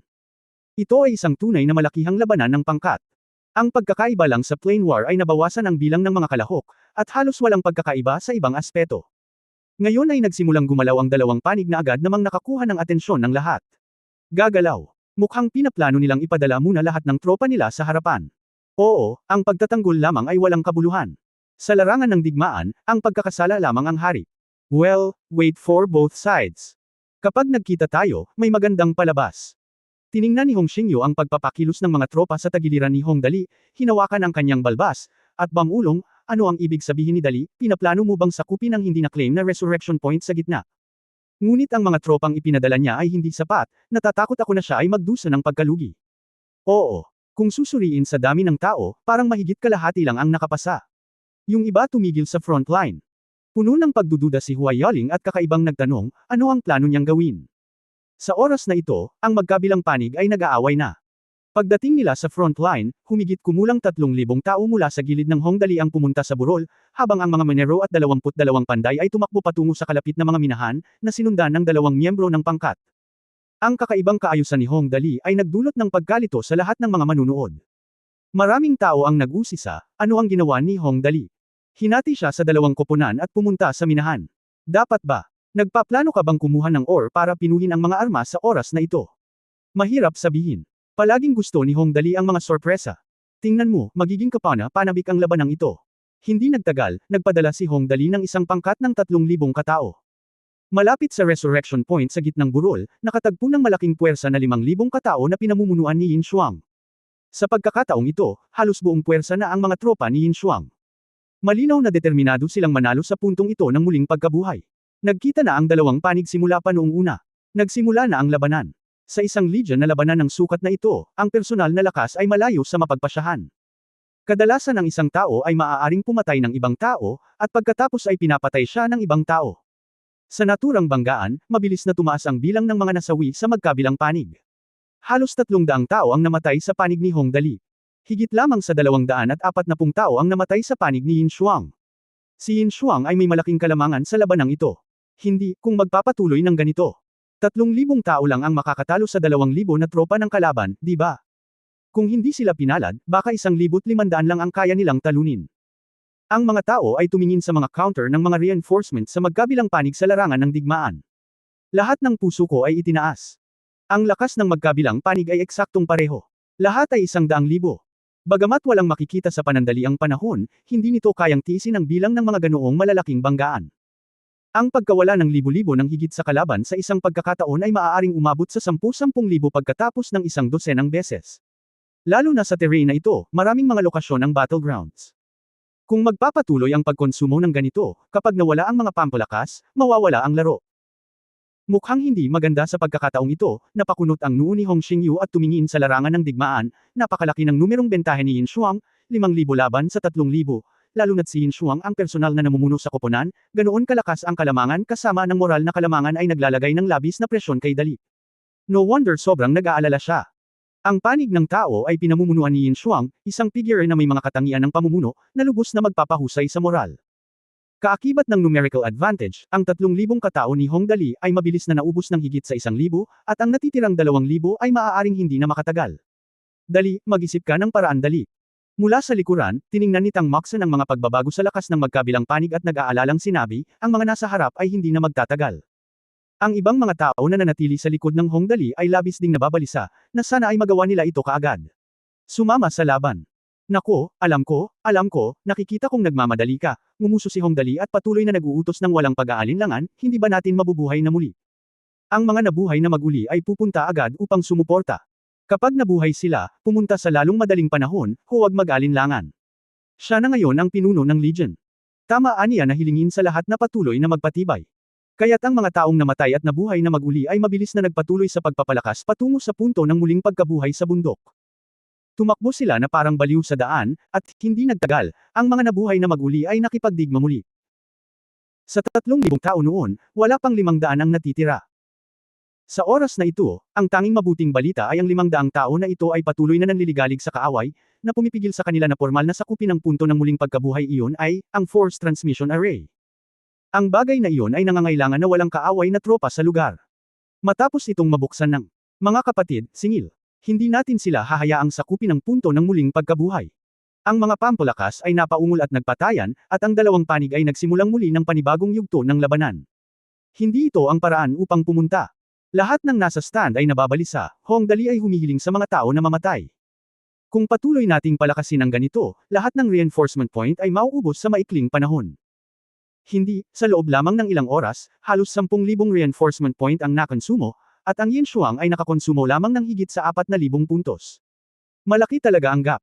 Chapter 1216 na alam kung may kakaiba sa lalaking ito. Sa mga laban sa kampo, mayroong dalawang paraan upang manalo.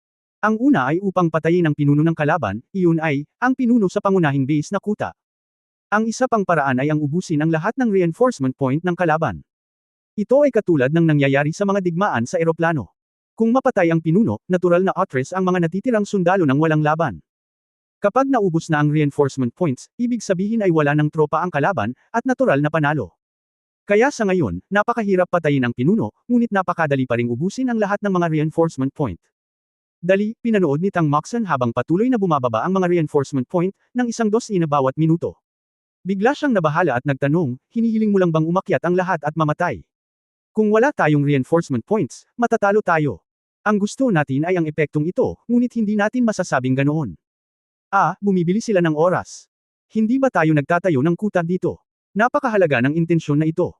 Itinuro ni Hong Dali ang abalang proseso ng pagmamanupaktura sa likod niya. Isang malaking grupo ng mga tao sa kuta ang nagsabi, kapag natapos na nila ang pagtatayo ng kuta, maaari nating bawiin at ipagtanggol ito. Ang kuta na gustong itayo ni Hong Dali ay talagang napakasimple. Ito ay katulad ng mga trenches noong anti-Japanese war, ngunit ito ay mas malakas at mas malakas.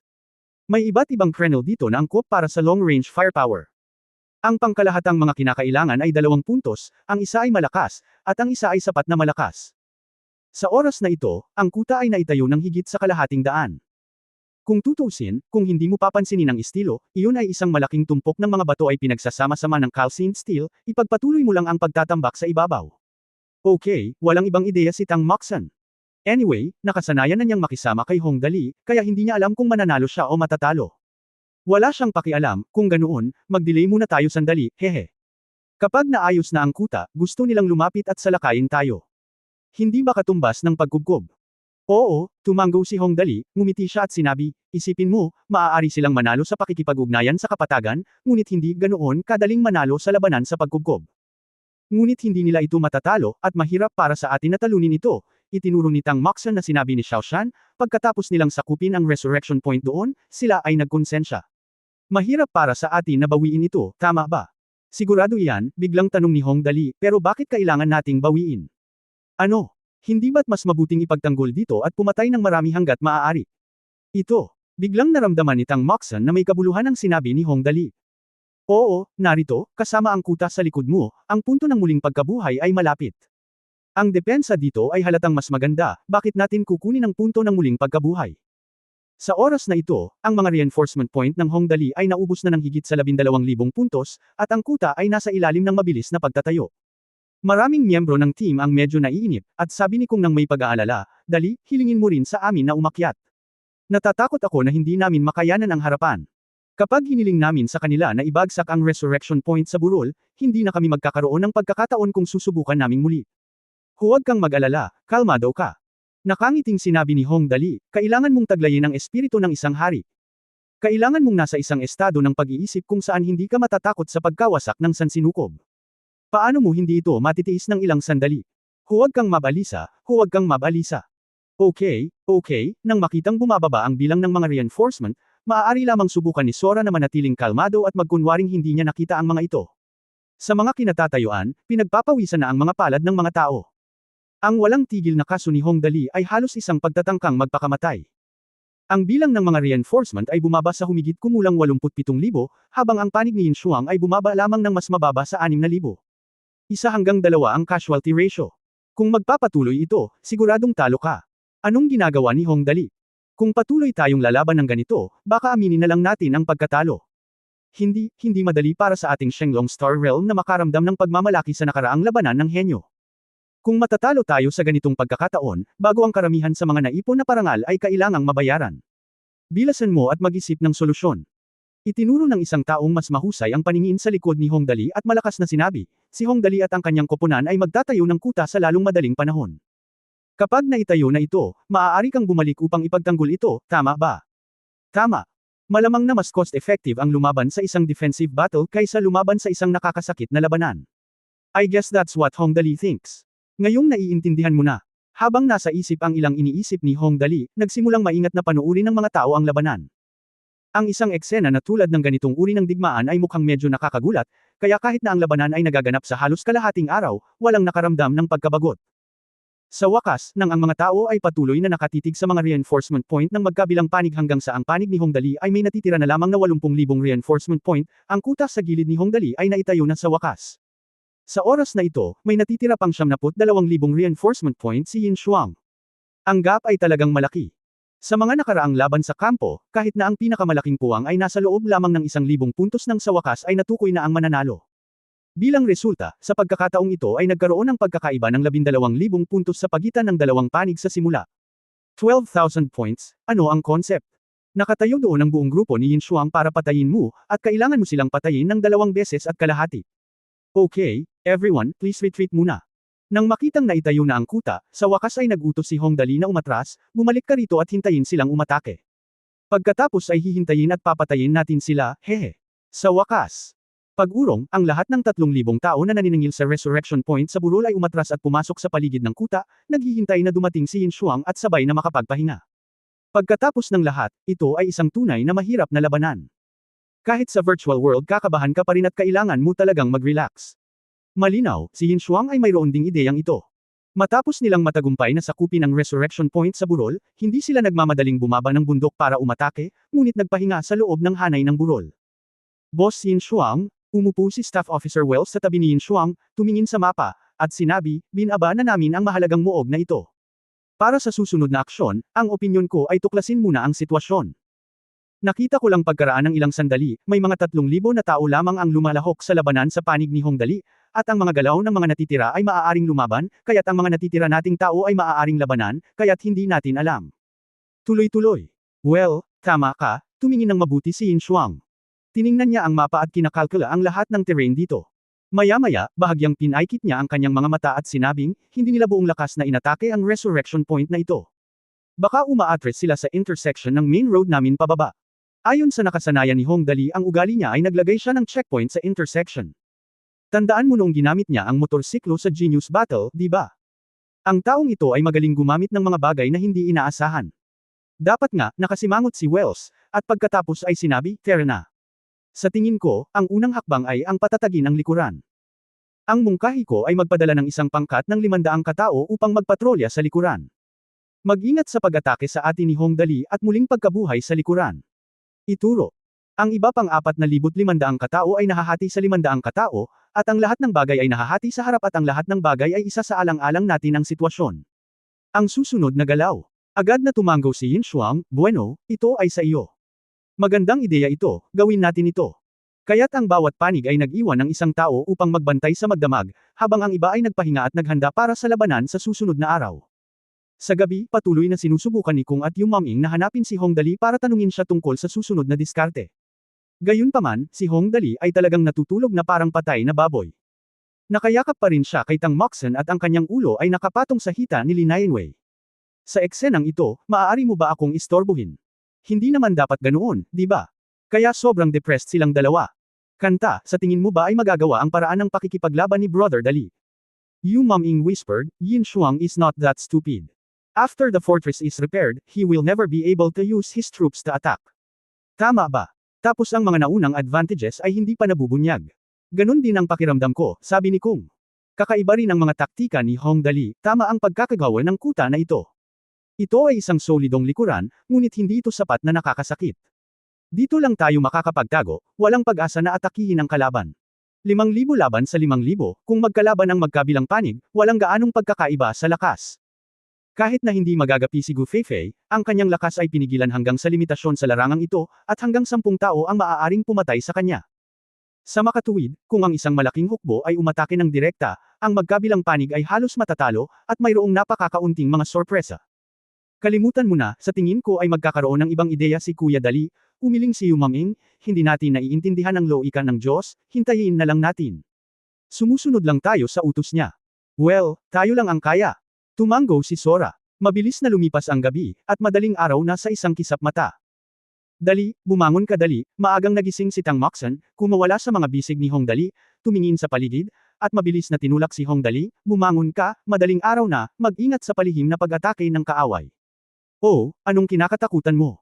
Si Hong Dali ay hindi nag-alala, kahit na dumating dito si Yin Shuang na may maliit na puwersa upang tuklasin ang sitwasyon, maaari ba talaga siyang magpadala ng malaking puwersa para direktang umatake?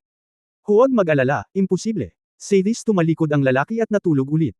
Ate mo. Gusto siyang sipain ni Tang Moxon, ngunit nang pag-isipan niya itong mabuti, may kabuluhan ang sinabi niya. Oo naman, tama ang sinabi ni Hong Dali. Nagpadala lamang si Yin Shuang ng isang pangkat ng 500 katao. Nagkaroon ng matinding pagpatay sa punto ng muling pagkabuhay sa burol. Ang maliit na pangkat na ito ay mabilis na nakarating sa harap ng kuta na itinayo ni Hong Dali. Ang distansya sa pagitan ng dalawang panig ay halos 100 metro. Napatingin ang maliit na pangkat sa kuta na mahigit 10 metro ang taas. Ang kuta, hindi man lang naglakas loob na lumapit at lumaban, kaya tumalikod siya at tumakbo pabalik. Anong sabi mo? Tinanong ni Yin Shuang ang kapitan ng 500 tao na koponan, nagtayo si Hong Dali ng kuta sa intersection doon. Napakahigpit ng pagkakaharang sa kalsada kaya imposibleng madaanan. Oo, sabi ng koponan tumango ang kapitan at sinabi, nakaharang ang buong intersection. Wala kaming kagamitan sa engineering. Kung sasalakayin kami sa pamamagitan ng puwersa, pakiramdam ko ay kakaunti ang pag-asa ng tagumpay. Huminga ng malalim si Yin Shuang Dam, I know this Hong may kakaiba kay Dali, and sure enough, nagtayo talaga ang lalaking ito ng fortress dito, at napakabilis niyang itinayo. Kabanata 1217 Codename Tunnel War. Labis na nanlumo si Yin Shuang. Talagang nahuli siya sa ginawa ni Hong Dali. Ang kasalukuyang sitwasyon ay napakasimple. Ang daan pababa ay ganap na hinaharangan ng kuta ni Hong Dali. Hanggat gusto mong lumalim, kailangan mong dumaan dito. Ngunit ang mga pader ng kuta ay higit sa 10 metro ang taas, at lahat sila ay gawa sa malalaking bato. Hindi madaling umatake sa pamamagitan ng puwersa. Pero kung hindi ka aatake, sasayangin mo lang ba dito sa Hong Dali? Sa totoo lang, walang tiwala si Yin Shuang sa pakikipaglaban sa isang digmaan ng Outrisayon kay Hong Dali. Hindi sa takot siya sa husay ni Hong Dali sa pakikipaglaban, ngunit ang susi ay hindi alam ng ulo ni Hong Dali kung paano lumaki, at mayroon siyang lahat ng uri ng kakaibang ideya. Kuta na lang ngayon, paano kung matagal? Baka makagawa pa ng robot ang taong ito. Ang Hong Dali na ito ay talagang mahirap pakitunguhan. Nagngangalit si Yin Shuang sa galit, hindi kami makapaghintay. Hindi namin kayang maghintay kasama itong Hong Dali na ito. Masyado siyang maraming matalinong ideya. Mapapanalo lang kami ng mabilis. Kung mas matagal ang pagkaantala, mas maliit ang magiging kalamangan namin. Kapag ang taong ito ay nakaisip ng ibang bagay, huli na ang lahat para pagsisihan ito. Sumang-ayon din ang staff Wells, sinabi, iyon lang ang magagawa natin. Ngunit ang mungkahi ko ay hatiin ang mga tropa sa 3 grupo. 500 tao sa isang panig ang magiging responsable sa pagbabantay sa likuran upang maiwasan ang Hong Dali mula sa palihim na pag-atake. 500 tao sa isang panig ang magbabantay sa resurrection point dito, at ang natitirang 4,000 ay magpapatuloy. Subukang salakayin ang kanilang kampo. Okay, gawin natin. Agad namang tumango si Yin Shuang. May katuturan ang sinabi ni Wells. Ang mga operasyon sa pagmamartsa ay hindi personal na labanan, at lahat ng aspeto ay dapat pangalagaan. Kung magdedepensa sila dito at gumawa ng sneak attack doon, magiging napaka-passive nila. Kaya't sa lalong madaling panahon, ang malaking hukbo ay nagsimulang magtipon at maghanda upang lumabas, na may line-up na 4,000 tao. Simula sa resurrection point sa burol, sumugod kami patungo sa kuta ng Hong Dali. Kuya Dali, paparating na ang kalaban. Mga 1,000 metro pa ang layo nila sa atin. Sa Sentry Tower ng kuta, ang isang sundalo na namamahala ay tumingin sa yelo sa ibaba at malakas na tumawag sa pulisya, mayroong mga 3 hanggang 4,000 tao sa kabuuan. Dali, bumangon ka na. Darating na ang tropa ng kalaban. Pinisil ni Tang Moxon ang mga tainga ni Hong Dali, kung hindi ka bumangon, sasabihin kong matulog ka ng mag-isa. Hindi ka man lang ibibigay ni Ate Wei. Dam, napakabigat ng problemang ito. Tumalon si Hong Dali at bumangon, okay, hindi ba darating ang malalaking tropa? Nagbibiro ako. Kinusot niya ang kanyang mga mata at pagkatapos ay nagutos, lahat, humanda.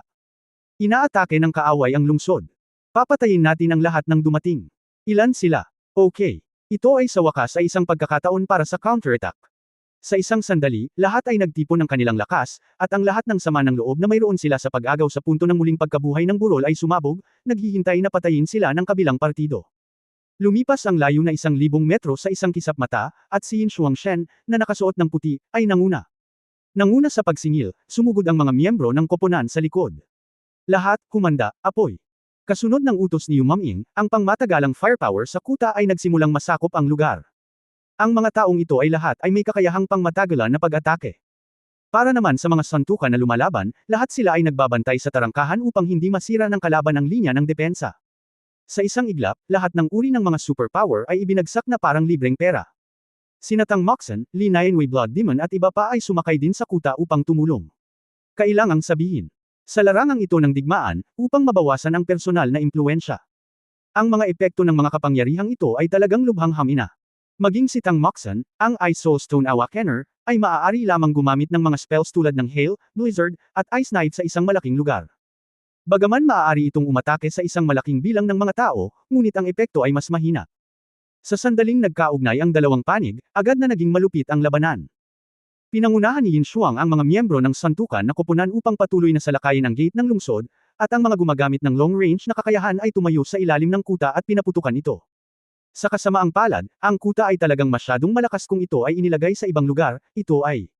Sa makatuwid, ang singil ni Yin Shuang at ng iba pa ay halos walang epekto, ngunit nagdulot ng matinding casualty. Napakasuklam ng Hong Dali na ito. Nakita ni Yin Shuang na wala siyang magawa, kaya gumawa siya ng mapagpasyang desisyon at direktang naglabas ng retreat order, lahat ng tao ay umatras, bumalik sa resurrection point sa burol para muling ayusin, kailangan nating mag-isip ng ibang paraan. Mabilis na dumarating at umalis ang kalaban. Mabilis, ngunit sa loob lamang ng 10 minuto, ang panig ni Yin Shuang ay nag-iwan ng higit sa 1,000 bangkay, at sa wakas ay walang pagpipilian kundi ang umatras. Sa mga stand, lahat ay naghiyawan, hahaha, Hong Dali, mahusay. Gawin mo lang. Hong Dali, tama ang nakita ko, napakalakas ng hakbang na ito. Perpekto, perpekto. Kung gagawin mo ito, dahan-dahan mo silang gilangin hanggang mamatay. Ha. Tutal, taga Shenlong Star siya. Nanalo si Hong Dali ng maliit na tagumpay sa labanang ito. Tuwang-tuwa ang lahat ng maharlikang pamilya ng Shenlong Star. As if naman, tumayo ang lahat at nagpalakpakan at nagyaya kay Hong Dali. Haha, okay, ngumiti si Fergus at hinaplos ang kanyang balbas, ang Hong Dali na ito ay talagang nakakagulat sa mga tao. Si Hong Xingyu at ang kanyang asawa ay masayang tumawa, haha, kaya bumaba ka, malapit nang masira ang Yin Shuang, ang kuta na ito ay itinayo, mabuti. Naghiyawan ang mga tao, bumalik si Yin Shuang sa punto ng muling pagkabuhay, ngunit puno ng depresyon ang kanyang mukha. Napakasuklam ng Hong Dali na ito. Naupo si Yin Shuang sa lupa ng mahina, ang kuta ay talagang sapat na malakas. Kami ay naniningil ng ganito at hindi ito gumagalaw. Maraming tao ang namatay. Napatingin siya sa mga reinforcement sa gilid niya. Mahigit 70,500 puntos na lang ang natitira. Halos 1,500 katao ang namatay sa naturang kaso, habang wala pang 200 katao ang natalo ng kalaban. Ang malaking disparity sa casualty ratio ay talagang mahirap para sa kanya na tanggapin. Pero imposible talagang hindi tanggapin. Ang labanan sa kampo na ito ay tungkol sa kanilang sariling mga taktika at estratehiya. Dito, maaari kang gumamit ng anumang diskarte, o anumang paraan, at maaari mo ring manalo sa mga tao mula sa kampo ng kaaway. Ang lahat ay nagsisilbi lamang ng isang layunin, na kung saan ay upang makuha ang pangwakas na tagumpay. Ang tanging ideya na hindi kailanman dapat isaalang-alang, o kahit naisipin, ay ang personal na lakas. Sa harap ng gayong labanan sa hukbo, ang personal na lakas ang hindi gaanong mahalaga. Mahirap pang hawakan. Tiningnan ni Yin Shuang ang mapa na may napakalungkot na mukha, paano natin malalampasan ang kuta ng Hong Dali? Masyadong malakas ang kuta na ito. Kung hindi tayo makakahanap ng paraan, kakailanganin nating gugulin ang natitirang bahagi ng ating buhay ng ganito. Boss! Hinawakan ni Wells ang kanyang baba, biglang nagningning ang kanyang mga mata, at sinabing, sa tingin ko may paraan. Ha? Anong magagawa ko? Sabihin mo dali. Mabilis na tanong ni Yin Shuang. Dahil ang Hong Dali at ang iba ay maaaring magtayo ng isang kuta, maaari din tayong matuto mula sa kanilang halimbawa, sabi ni Wells. Sa tingin mo, nagtayo sila ng fortress, ibig sabihin, magagamit yung terrain at lahat ng materyales dito. Tapos simple lang gumawa sila ng fortress, naghuhukay lang tayo ng tunnel, at basta papasok tayo sa inner area ng fortress, magiging convenient para sa atin ang pag-atake o pagdepensa, di ba? Oo, maganda ang ideya mo. Si Yin Shuang ay agad na natuwa. Hinamplas ng malakas sa balikat si Wells, kung gumagana ng maayos ang pamamaraang ito, pagkatapos mong manalo sa laro, kukunin ko ito para sa iyo kung kailangan mo ng anuman pagkatapos mong lumabas. Hanggat maaari mong manalo sa laro, iyon ay mabuti. Para sa pagkapanalo sa Yin Shuang ay natural na gantimpalaan ang mga naglagay ng maraming pagsisikap sa kompetisyon. Kaya't nagsimula ang dibisyon ng paggawa, kung sino ang may kakayahang maghukay ng mga lagusan, mas mabuti ang isang uri ng insekto na gumagamit ng kakayahan, pumunta kaagad. Maghukay tayo sa loob ng kalaban at umatake. Marami pa ring gumagamit ng kakayahan sa uri ng insekto sa mga taong naruroon. Pagkatapos ng lahat, ang kakayahang ito ay medyo karaniwan, at kapag nagising, ang pisikal na kalidad ay maaaring mapabuti ng malaki ang mga katangian ng mga insekto ay hindi biro kung ilalapat sa mga tao. Hindi nagtagal, humigit kumulang 600 gumagamit ng kakayahan sa uri ng insekto ang natipon. Tiningnan ni Yin Shuang ang mga taong ito, ang bilang ay kasiya siya pa rin, at sinabi, bueno, napakahusay, lahat ay nakikinig. Pagkatapos ay sinimulan niya ang mobilization bago hukayin ang tunnel, ito ay isang larangan ng digmaan. Anumang aksyon na gagawin natin ay may iisa at iisa lamang ang layunin, na manalo sa labanan. Ngayon ay nagtayo si Hong Dali ng kuta sa intersection, at nakita na ito ng lahat. Pag-atake ng bagyo hindi tayo maaaring umatake, kaya ngayon kailangan nating gumawa ng isa pang paraan, ito ay ang paghukay ng lagusan sa ilalim ng lupa. Nandito na ang lahat. Napakasimple lang ng kahilingan ko. Makakarating tayo sa hinterland ng kalaban sa loob ng isang araw. Passage, pagkatapos ay maaari naming pumuslit sa kanilang kampo ng hindi inaasahan mula sa likod at sakupin ng kuta. Sa oras na iyon, magagawa ni Hong Dali ang anumang gusto natin sa kanya, kaya ang planong labanan na ito ay binansagan ng tunnel war. May tanong ka ba? Anong mga katanungan ang maaaring magkaroon tungkol dito? Kahit si Hong Dali, isang Diyos, ay hindi makakagawa ng ganoon kagandang paraan ng pakikipaglaban, di ba? Boss, kailan tayo magsisimula? At saan tayo magsisimulang maghukay? May nagtanong sa ibaba. Kung saan magsisimulang maghukay ay isang napakahalagang tanong. Saglit na nag-isip si Yin Shuang, tumingin sa mapa, pagkatapos ay itinuro ang isang maliit na nakatagong butas sa paanan ng burol at nagsabi, mula rito. Ang butas na ito, mula ngayon ay maghukay ka, maghukay hanggang sa punto ng muling pagkabuhay ni Hong Dali at ng iba pa. Bueno, hindi, ang punto ng muling pagkabuhay ay dapat na maingat na binabantayan. Maghukay tayo malapit sa ikalawang punto ng muling pagkabuhay, maaari nating makuha ang punto ng muling pagkabuhay, pagkatapos ay makuha natin ang punto ng muling pagkabuhay. Sa pamamagitan ng puwersa, naiintindihan. Ang diskarte ni Yin Shuang ay simple at magaspang, at ang mga miyembro ng koponan ay nagsimulang magbago at maghanda upang maghukay ng isang daanan. Sa kabilang panig, ang panig ni Hong Dali. Brother Dali, umupo si na Yumaming at kung sa harap ni Hong Dali at nagtanong sa mahinang boses, napakasaya ng labanan ngayong umaga. 300 katao lang ang natalo namin at napatay sila ng 1,500, pero bumalik sila kaya matagal nang walang paggalaw. Ano sa palagay mo ang susunod na gagawin ni Yin Shuang? Magtatayo ba sila ng kagamitan sa pagkubkob? Lam-ing galing kasi kung at nakita niyang maraming higanting puno sa di kalayuan, paano kung gagawin nila? Mahihirapan tayo kung gagamit tayo ng kagamitan sa pagkubkob. Hindi ganoon kadaling gawin, hindi nag-alala si Hong Dali. Tumingin siya sa langit at pagkatapos ay sa lupa at sinabing, kung gusto mong umatake, langit na lang. Aba, hindi siya makakalipad sa langit, kaya sa ilalim lang ng lupa. Kabanata 1218 naiintindihan mo. Maaring langit o lupa. Nang matapos magsalita si Hong Dali, agad na bumagsak sa lupa sina Yumaming at kung bilang paghanga kay Hong Dali. May isip ito ng matandang ito, sadyang hindi siya magagapi. Pag-isipan mong mabuti, di ba? Kung gusto mong umatake sa pamamagitan ng puwersa, posible lamang na lumikha ng malakihang kagamitan sa pagkubkob. Bukod dito, kung gusto mong salakayin ang iba, maaari mo lamang silang hukayin mula sa lupa. Pagkatapos ng lahat, sa larangan ng digmaan na ito, kahit na ang kakayahan ng soul stone ng mga species ng insekto ay hindi makakalipad kung maaari kang lumipad, anong mga taktika ang iyong gagamitin? Hindi pa ba matatapos pagkatapos lang na lumipad at magkaroon ng matinding laban? Dahil hindi ito makakalipad, maaari lamang itong maghukay ng lupa, at kitang-kita na ang mga uri ng insekto ay magaling maghukay. Kung gayon, kapatid na Dali, sigaw ni Yumaming ng may pananalig, kung gayon, saan nila sila huhukin? Ang punto ng muling pagkabuhay. Ito ay dapat ang punto ng muling pagkabuhay. Kung hindi mo sakupin ang punto ng muling pagkabuhay, siya ay susunod. Paano tayo lalaban? Sinabi ni Hong Dali na walang katotohanan, ngunit sa aking palagay, tiyak na hindi sila maghuhukay sa ating muling pagkabuhay. Pagkatapos ng lahat, ito ay mabigat na binabantayan dito, at walang pagkakataon na subukang ipaglaban ito, kaya dapat silang mabuhay muli mula sa ibaba. Mag-click dito at sakupin ito nang walang nakakapansin, at pagkatapos ay darating ang buong hukbo upang makipaglaban sa amin.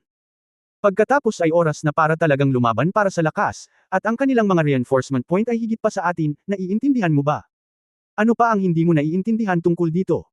Halos ganap na sinuri ng pagsusuri ni Hong Dali ang mga taktika ni Yin Shuang. Ano ang pinakamalaking kalamangan ni Yin Shuang ngayon?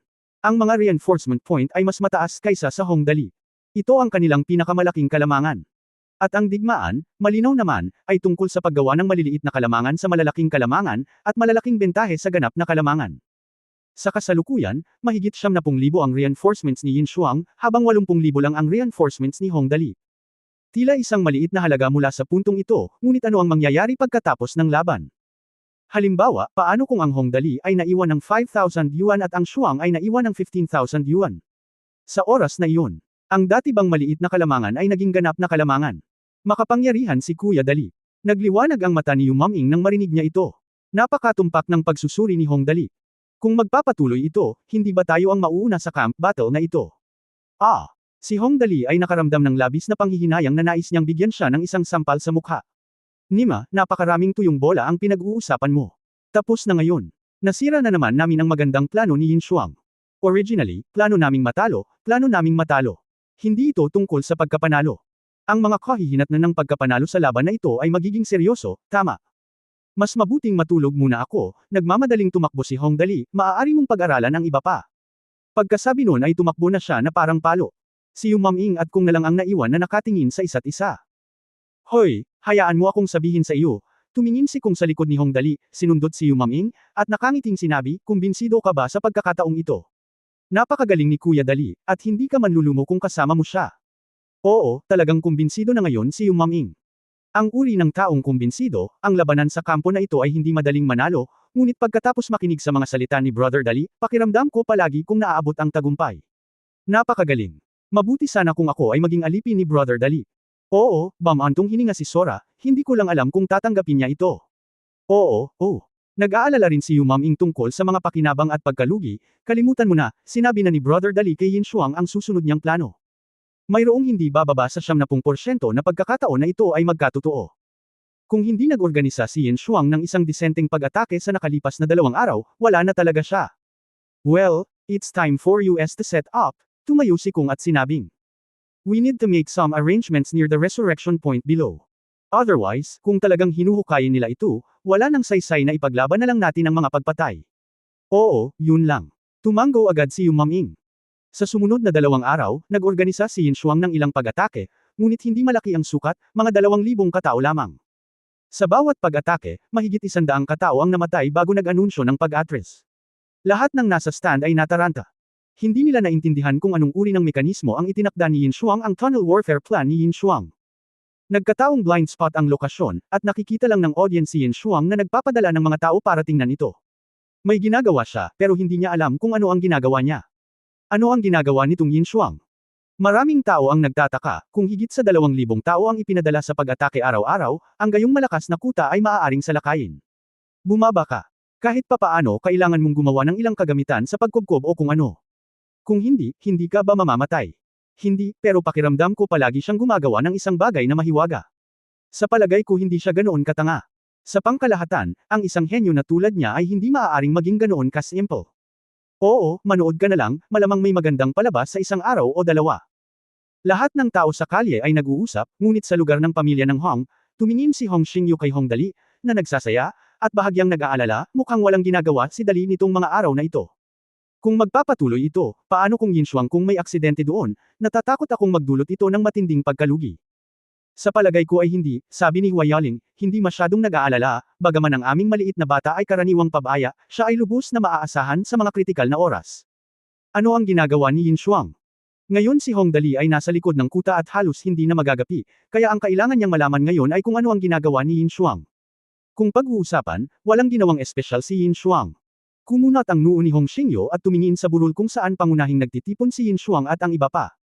Bigla niyang nakita ang mga taong pumapasok mula sa blind corner, at bigla niyang naintindihan.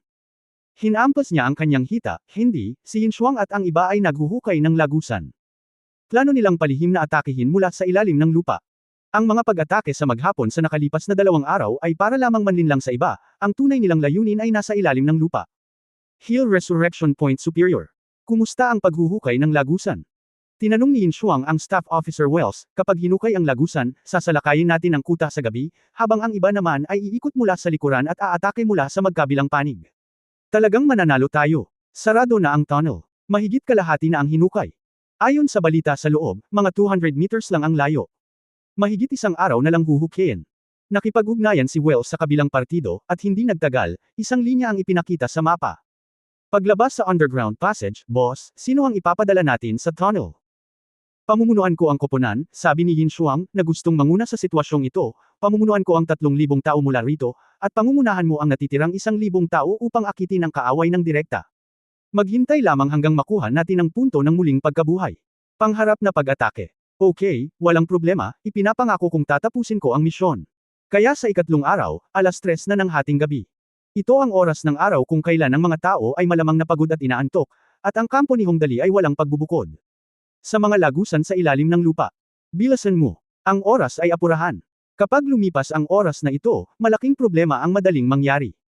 Itinuro ni Yin Shuang ang mga miyembro na hinukay ang huling pasukan ng lagusan at sinabi, ngunit siguraduhin panatilihing mahina ang iyong boses. Pagkatapos maghukay, lumabas muna tayo at obserbahan ang sitwasyon. Naiintindihan mo, boss. Ang nasa harap ay isang insectoid na may carapace at 2 palalike claw sa kanyang mga kamay. Mabilis siyang naghuhukay ng mga lagusan. Aniya, pagkatapos ng paghukay nito saglit, lalabas muna ako at titingnan. Kung walang problema, tatawagan kita, boss. Well, yun lang. Chief of Staff, sa kabilang panig, pinangunahan ni Wells ang isang malaking pangkat ng mga tao. Tahimik na bumababa mula sa burol, hindi nagtagal ay nakarating kami malapit sa kuta ng Hongdali. Matapos magtipon ang lahat, bumulong si Wells, lahat, hintayin lang ang boss na mag-issue ng utos ng pag-atake, at pagkatapos ay magsisimula na tayong umatake. Naiintindihan. Naiintindihan. Tumango ang lahat. Para sa huling tagumpay, lahat ay sumunod sa utos. Sa isang iglap, natahimik ang buong team. Kung hindi nila pinagmamasdan ng mabuti, walang makakaalam na may tao dito. May hukbong naghihintay. Boss, sa underground passage, ang miyembro na responsable sa paghuhukay sa harap ay maingat na naghukay ng maliit na butas na kasing laki ng hinlalaki sa huling pader ng bundok. Tumingin muna siya sa paligid, at pagkatapos ay marahang tinapik si Yin Shuang. Tumango siya, at saka sinabi, boss, parang walang tao sa labas, kaya dapat walang problema. Okay. Tinampal ng malakas ni Yin Shuang ang kanyang hita at sinabing, tagumpay man o kabiguan, depende ito sa oras na ito. Handa na ang lahat, hintayin mo muna akong lumabas at tumingin sa paligid. Kung walang problema, susundan ako ng lahat para sakupin muna ang punto ng muling pagkabuhay. Sa oras na ito, si Wells ay magsisimula ng pagsalakay. Kapag nakuha na ang resurrection point, maiintindihan mo ba ang isang general? Naiintindihan. Tumango ang lahat. Chi, hindi nagtagal, isang butas na halos kasing taas ng isang tao ang hinukay sa pader ng bundok. Maingat na inilagay ni Yin Shuang ang mga batong pinutol mula sa dingding ng bundok sa butas, at pagkatapos ay kumislap ang figure at lumabas. Siya ay nagpatrolya sa lugar ng halos 1 minuto, at walang kahit isang figure na malapit sa punto ng muling pagkabuhay. Sa wakas ay gamaan ang pakiramdam niya at nakangiting sinabi, Hongdali, mukhang hindi ka ganoon kalakas. Sa pagkakataong ito, nakikita kong may mawawala ka pa. Anong pinagsasabi mo? Dahil natalo ng alipin na hukbo ni Hongdali, ang Jubao Brigade, pinipigilan ni Yin Shuang ang kanyang hininga sa kanyang puso. Naghihintay lang siya na maging mapagmataas sa pagkakataong ito, kaya natural na maingat siya. Ngayong tapos na ang patrol, naging kalmado na ang lahat, gaya ng gusto niya. Agad siyang bumalik sa bakana ng kuweba at sinabing, lahat, lumabas kayo dali, ligtas ito sa malapit. Hulala may kabuuang 3,000 tao ang sunod-sunod na lumabas sa pasukan ng kuweba. Pagkalabas, sa loob ng maikling panahon, ang buong resurrection point ay napalibutan ng mga miyembro ni Yin Shuang. Nang makitang malapit nang mawala ang resurrection point, sa parehong oras, direktang nagbigay ng tagubilin si Yin Shuang kay Wells na tumatambangan sa harapan. Lahat ay maayos, simulan ng pag-atake. Naiintindihan. Matapos matanggap ang order na ito, alam ni Wells na ang lahat ay nangyayari ayon sa plano. Bigla siyang tumayo at sumigaw, mga kapatid, singil. Patayin! Patayin! Atin ang tagumpay. Higit sa 1,000 tao ang agad na sisingilan sa direksyon ng kuta. Kabanata 1219 ang rapist ay nabura sa isang iglap. Kahit na ang pangkat na pinamumunuan ni Wells ay maliit sa bilang, ito ay napakalakas. Sa sandaling sumugod sila sa ilalim ng kuta, ginamit nila ang lahat ng uri ng mga kasanayan sa mahika upang sumabog ng napakalakas, at ang buong kuta ay biglang naging gulo. Nagkaroon ng dagandong ng mga tao, at ang hindi mabilang na mga tao mula sa panig ni Hongdali ay tumatakbo sa paligid na sumisigaw ng parating na ang kalaban. Pinangunahan ni Wells ang pag-atake ng may mas matinding pananabik, ngunit sa loob ng ilang sandali, nagsimulang lumaban ang magkabilang panig. Ang kabilang panig ay ang Yin Shuang. Naging maayos ang lahat. Ang kanilang koponan ay nahulog mula sa langit. Walang mga tagapagtanggol malapit sa resurrection point sa panig ni Hongdali. Pinangunahan ni Yin Shuang ang koponan upang magbantay, at ang natitirang bahagi ng koponan ay mabilis na nakuha ang punto ng muling pagkabuhay. Pagkatapos i-click ang resurrection button para makuha ito, si Yin Shuang ay determinado. Ang labanang ito ay halos masasabing kalahating panalo. Agad niyang ikanaway ang kanyang kamay at sinabi, "Mga kapatid, umalis na tayo." Inaatake mula sa loob at labas, ang kuta ni Hong Dali ay masisira. Naiintindihan. Ang kalapit na resurrection point ay inookupahan na, kaya hindi na kailangang maging palihim ang lahat. Ang lahat ng mga miyembro ay may mataas na moral at masaya ng sabay-sabay. Pagkatapos ay sinalakay nila ang kuta at hintayin ang dalawang panig na makibahagi sa kamay na labanan.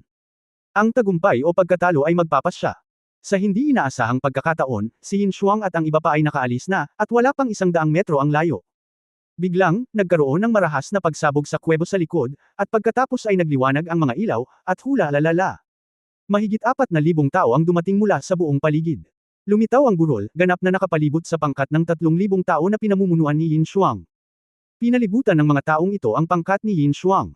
Hindi nagtagal, naghiwalay ang mga tao. Inangat ni Kung at Yumaming ang isang Taishe chair at inilagay ito sa lupa. Pagkatapos, si Hong Dali, isang taong lobo na nakasuot ng itim na windbreaker at isang itim na pangitaas na sombrero, ay malayang lumabas ng koponan. Umupo siya sa upuan ng Taishe, pinag-cross ang kanyang mga paa at nakangiting tumingin kay Yin Shuang. Hong Dali. Sa sandaling nakita niya ang eksenang ito. Alam ni Yin Shuang na malamang tapos na ulit ang plano ngayon. "Ako ito," nakangiting tumanggo si Hong Dali. Siya. Ang sabi, "Laro mo ako at gumawa ng tabla na daan para tumawid ng tsenkang ng palihim, at bibigyan kita ng bitag para makahuli ng mga pagong sa isang urn." Hehe, pagdating sa sining ng digmaan, natutunan ko ang 36 na diskarte. Pagkasabi niya nito ay napatingin sa kanya ang mga miyembro ng team sa ibaba. Ang kanyang mga mata ay agad na parang nakatingin sa Diyos, na may walang katulad na pagsamba. Talagang Diyos si Kuya Dali, wala siyang pahiwatig. Nahulaan mo ba na maghuhukay ako ng lagusan dito? Talagang nanlumo si Yin Shuang. Sa sandaling ito, naramdaman niyang wala sa kanyang mga diskarte ang may tatago sa mga mata ni Hong Dali.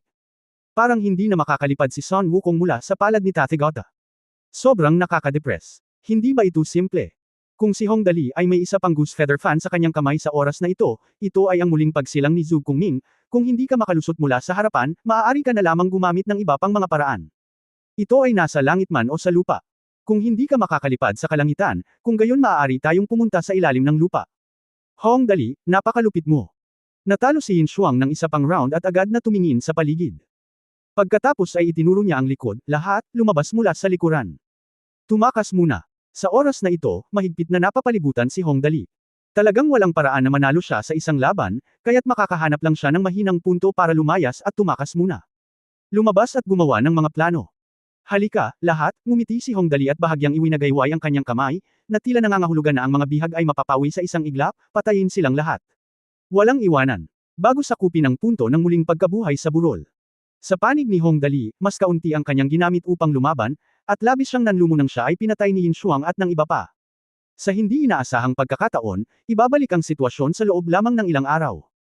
Natural, gusto ng lahat ang ganitong uri ng labanan na may mas maraming laban at hindi gaanong kanais-nais na hangin. Sa sandaling ipahayag ni Kuya Dali ang kanyang paglipat, sina Sora at Yumaming ang unang sumugod. Sa isang iglap, ang magkabilang panig ay sinakal. "Haha, Yin Shuang, hindi ko inaasahan na nandito ka ngayon." Tumawa ka ng malakas si Maming. Ngayon ay nagawa niyang maghiganti. Ang kanyang mga aksyon ay hindi malabo, "Halika, lumaban tayo para sa isa pang 300 round." Mataas ang fighting spirit ni Yumaming, sabi ni Yin Shuang. Si Shuang ay sabik na makawala sa pagkubkob, at ang mga ideya sa pagitan ng dalawang panig ay libu-libong milya ang pagitan. Kaya nang magsimula ang laban, ang malaking hukbo ni Yin Shuang ay patuloy na umaatres, at patuloy na kinakanibal ng mga tao ni Hong Dali. Depende ito kay Yin Shuang. Ang mga reinforcement point sa gilid ni Shuang ay parang lumilipad pababa ng 3,000 talampakan, ngunit sa loob lamang ng 10 minuto, mahigit 1,000 tao ang namatay.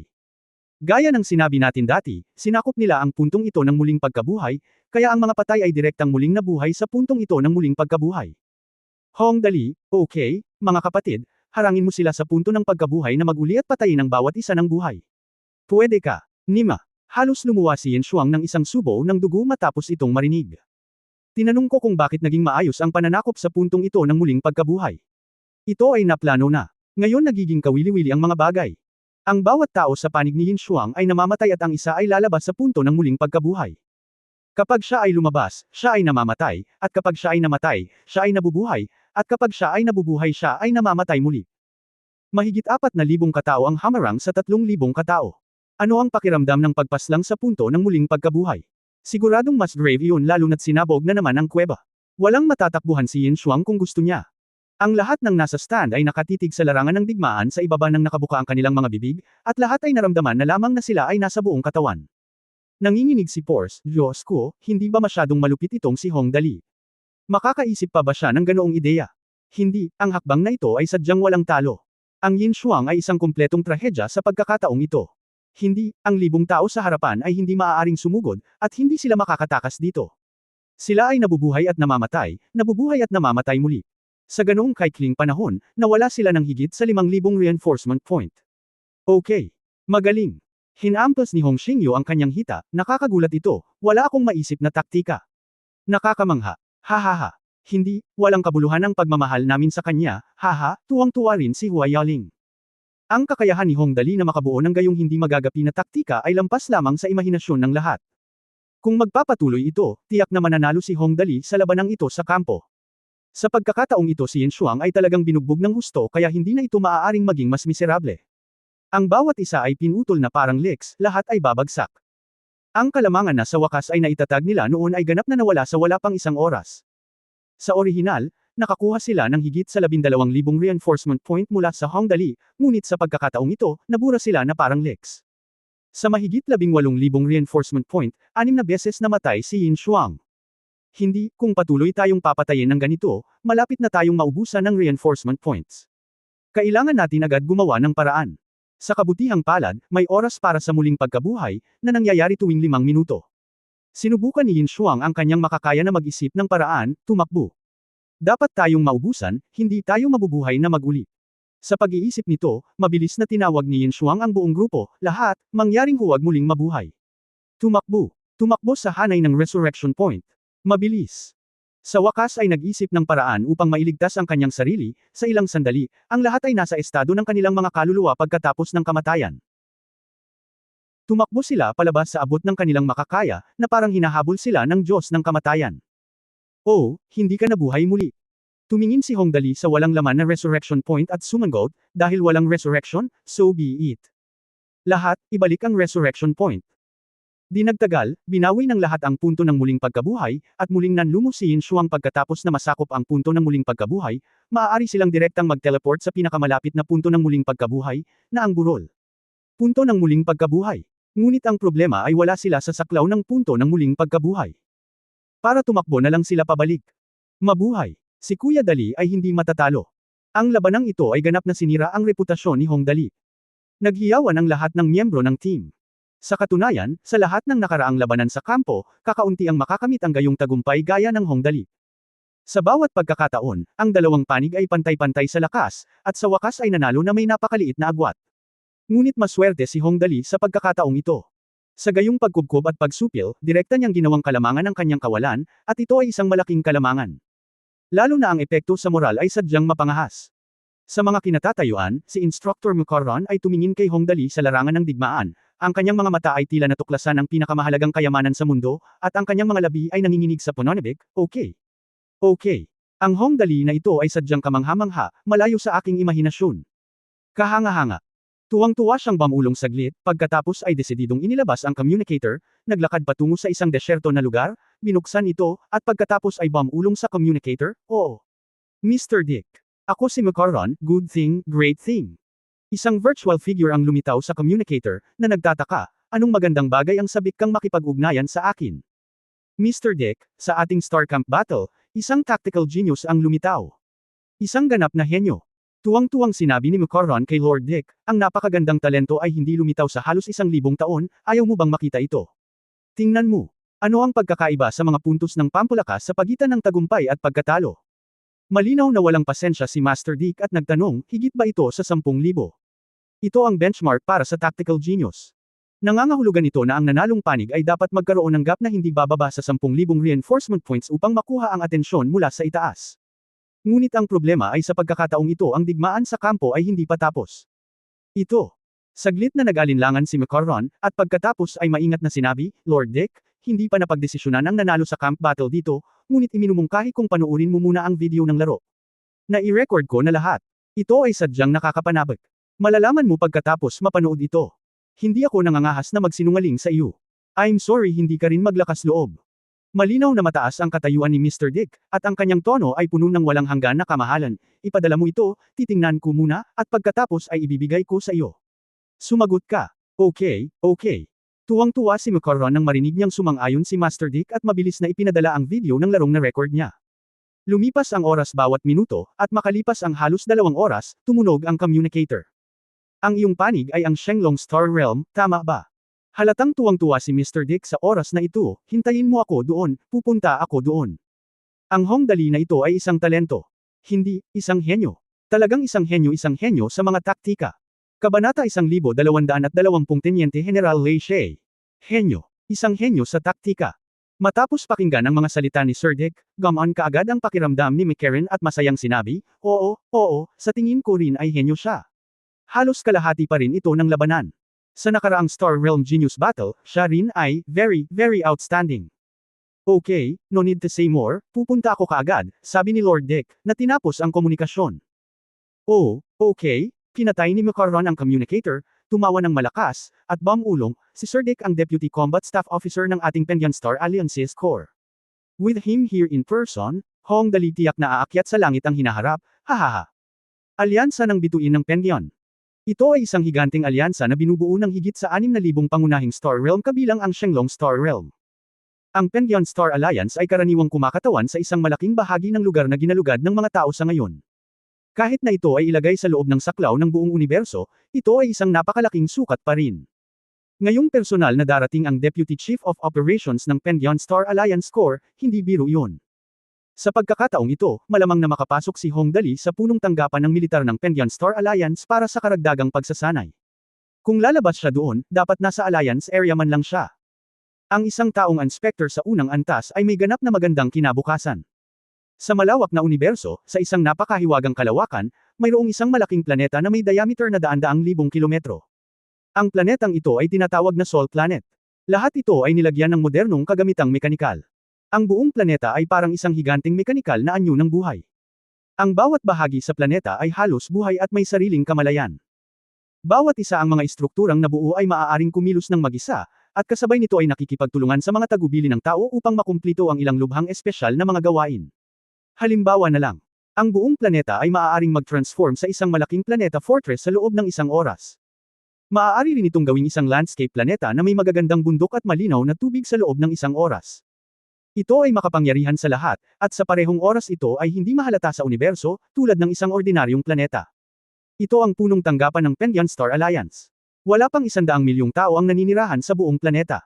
At ang mga taong ito ang lahat ng pinakamakapangyarihang tao sa buong alyansa, ang kanilang pangunahing responsibilidad ay ang maging responsable para sa balanse at seguridad ng buong Star Alliance. Tiyak. Sa katunayan, ang mga ito ay maaari lamang ituring bilang ang pinakakaraniwang antas sa ibabaw. Sa planetang ito ng Sol, ang tunay na pinakamakapangyarihang mga tao na may tunay na kapangyarihan ay ang pinakamakapangyarihang grupo sa eroplanong ito, ang mga inapo ng malalakas na lalaki na nakatakas mula sa kontinente ng Esolil noon. Ang grupong ito ay may pangalan na alam ng lahat, sugo ng Diyos. Sol Star, sa isang malaking gusali. Ang higanteng gusaling ito ay higit sa 3,000 metro ang taas at may ground diameter na humigit kumulang 10,000 metro. 12 malalaking gininto ang karakter ang nakaukit sa gusali Penyan Star Alliance Plane Operations Headquarters.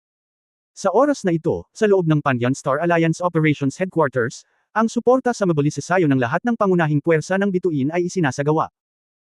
Lieutenant General Lei She, tumaas ang pressure sa T-Star Plane Gate, at may humigit kumulang 60 bilyong mananalakay mula sa ibang mga eroplano na dumaan sa tarangkahan ng eroplano, malakas na ulat ng isang sundalo, kabilang ang 210,000 pinili, 3 bilyong ordinaryong malalakas na lalaki, at 6,800 star-level na mga pinuno. Napakarami, sabi ng isang nasa katanghaliang gulang na lalaki na nakasuot ng dark green na armor ng militar sa command center. Nakinig sa ulat ng mga sundalo sa ibaba. Hinagod niya ang kanyang mga templo ng masakit ang ulo, sa ang eroplano galing ang mga hukbong ito. Talagang napakaraming dumating si Lola sa pagkakataong ito. Ayon sa mga balita sa ngayon, ang mga ito ay higit sa lahat ay mula sa cultivation plane at sa magic plane, at mayroong isang maliit na halaga sa kanila. Ang eroplano ng demonyo at ang mekanikal na eroplano ng buhay.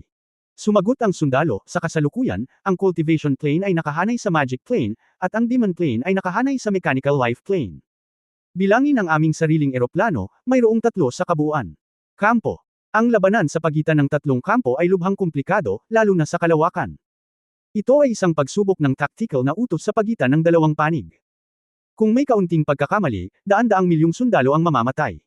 Talagang komplikado ito, sumimangot si Teniente General Leishay at nag-isip sandali, at pagkatapos ay sinabi, pakilusan ang 80 bilyong tropa mula sa malapit na Vala Star Realm at Navi Star Realm, at maglabas din ng malakas na puwersa sa ilang kalapit na Star Realm. Naiintindihan ko. Agad na nagsimulang ipahayag ng sundalo ang balita. Sakit ng ulo. Lubhang nanlumo si Leishay sa oras na ito, madaling mahanap ang mga malalakas na lalaki, at madaling magbigay ng mga tropa. Mahirap lang maghanap ng mga commander. Sayang, walang nahanap na mga natatanging kandidato sa mga labanan sa kampo sa mga major Star Realms. Ngayon ay halatang kulang ang mga talento. Ang Star Realm Martial Arts Exchange Conference, ang unang kaganapan ng Star Realm Genius Battle, ay pangunahing responsable para sa pagtuklas ng mga talento at potensyal na eksperto. At ang pakikipagdigma sa kampo ay isang proyekto upang tumuklas ng mga tactical na henyo. Nakalulungkot na sa kasalukuyang mga digmaan sa kampo, kakaunti lamang ang namumukod tanging talento. Maging ang nanalong panig ay kailangang lumaban ng gusto para manalo. Ang huling resulta ay madalas na pumatay ng 1,000 kaaway at natalo ang 8 sa sarili. Daan-daan, kung mayroong 5,000 point difference sa reinforcement point sa pagitan ng winning side at ng natalong bahagi, kung gayon ito ay itinuturing na isang malaking tagumpay.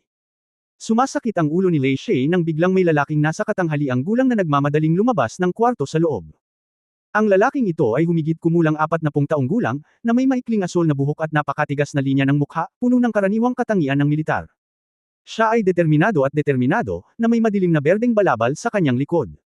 Dick, nakabihis ka na ng maayos, saan ka pupunta? Tumingin si Leishay kay Dick na nagmamadaling lumabas, at kakaibang nagtanong, ano ang dahilan ng iyong pagkabalisa? Isang tactical na henyo ang lumabas sa Shenlong Star Realm. Plano kong tingnan. Sinimulan ni Dick ang pag-iimpake ng kanyang mga gamit pagkatapos mapanood ang video mula kay Macaron. Sa oras na ito, nakilala niya ang commander ng Legion, si Teniente General Leishay, at halatang nasasabik siya, Sir Leishay, okay ka lang ba? Alam mo, ang tactical genius ng Shenlong Star Realm ay napaka-unpredictable sa pagkakataong ito, kailangan kong aminin ito pagkatapos makita ito, haha, kahanga-hanga. May ganoon ba? Laking gulat ni Leishay matapos marinig ang sinabi ni Dick. Alam niyang hindi madali ang pagpupuri ng sinumang si Dick na ito, ngunit kapag may pumuri siya, tiyak na may tunay na kakayahan iyon, kaya natukso rin si Leishay, tama lang, walang malaking nangyayari dito sa panahong ito. Ang Plane War ay nag-ayos ng reinforcements, at gusto ko lang sumama sa iyo para makita kung anong klaseng magic ang kaya nitong henyong binanggit mo. Pangako hindi ka mabibigo, hehe. Ngumiti si Dick at pumunta sa harap.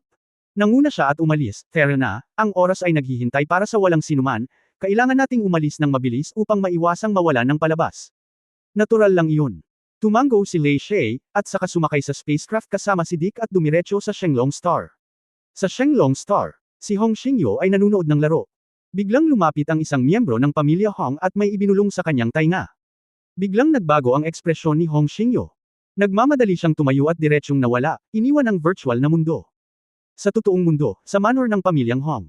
Nakilala ni Hong Xingyo, Panginoon ng Shenlong Star Realm, ang commander at ang deputy staff officer. Sa sala, magalang na binati ni Hong Xingyo sina Leishay at Dick.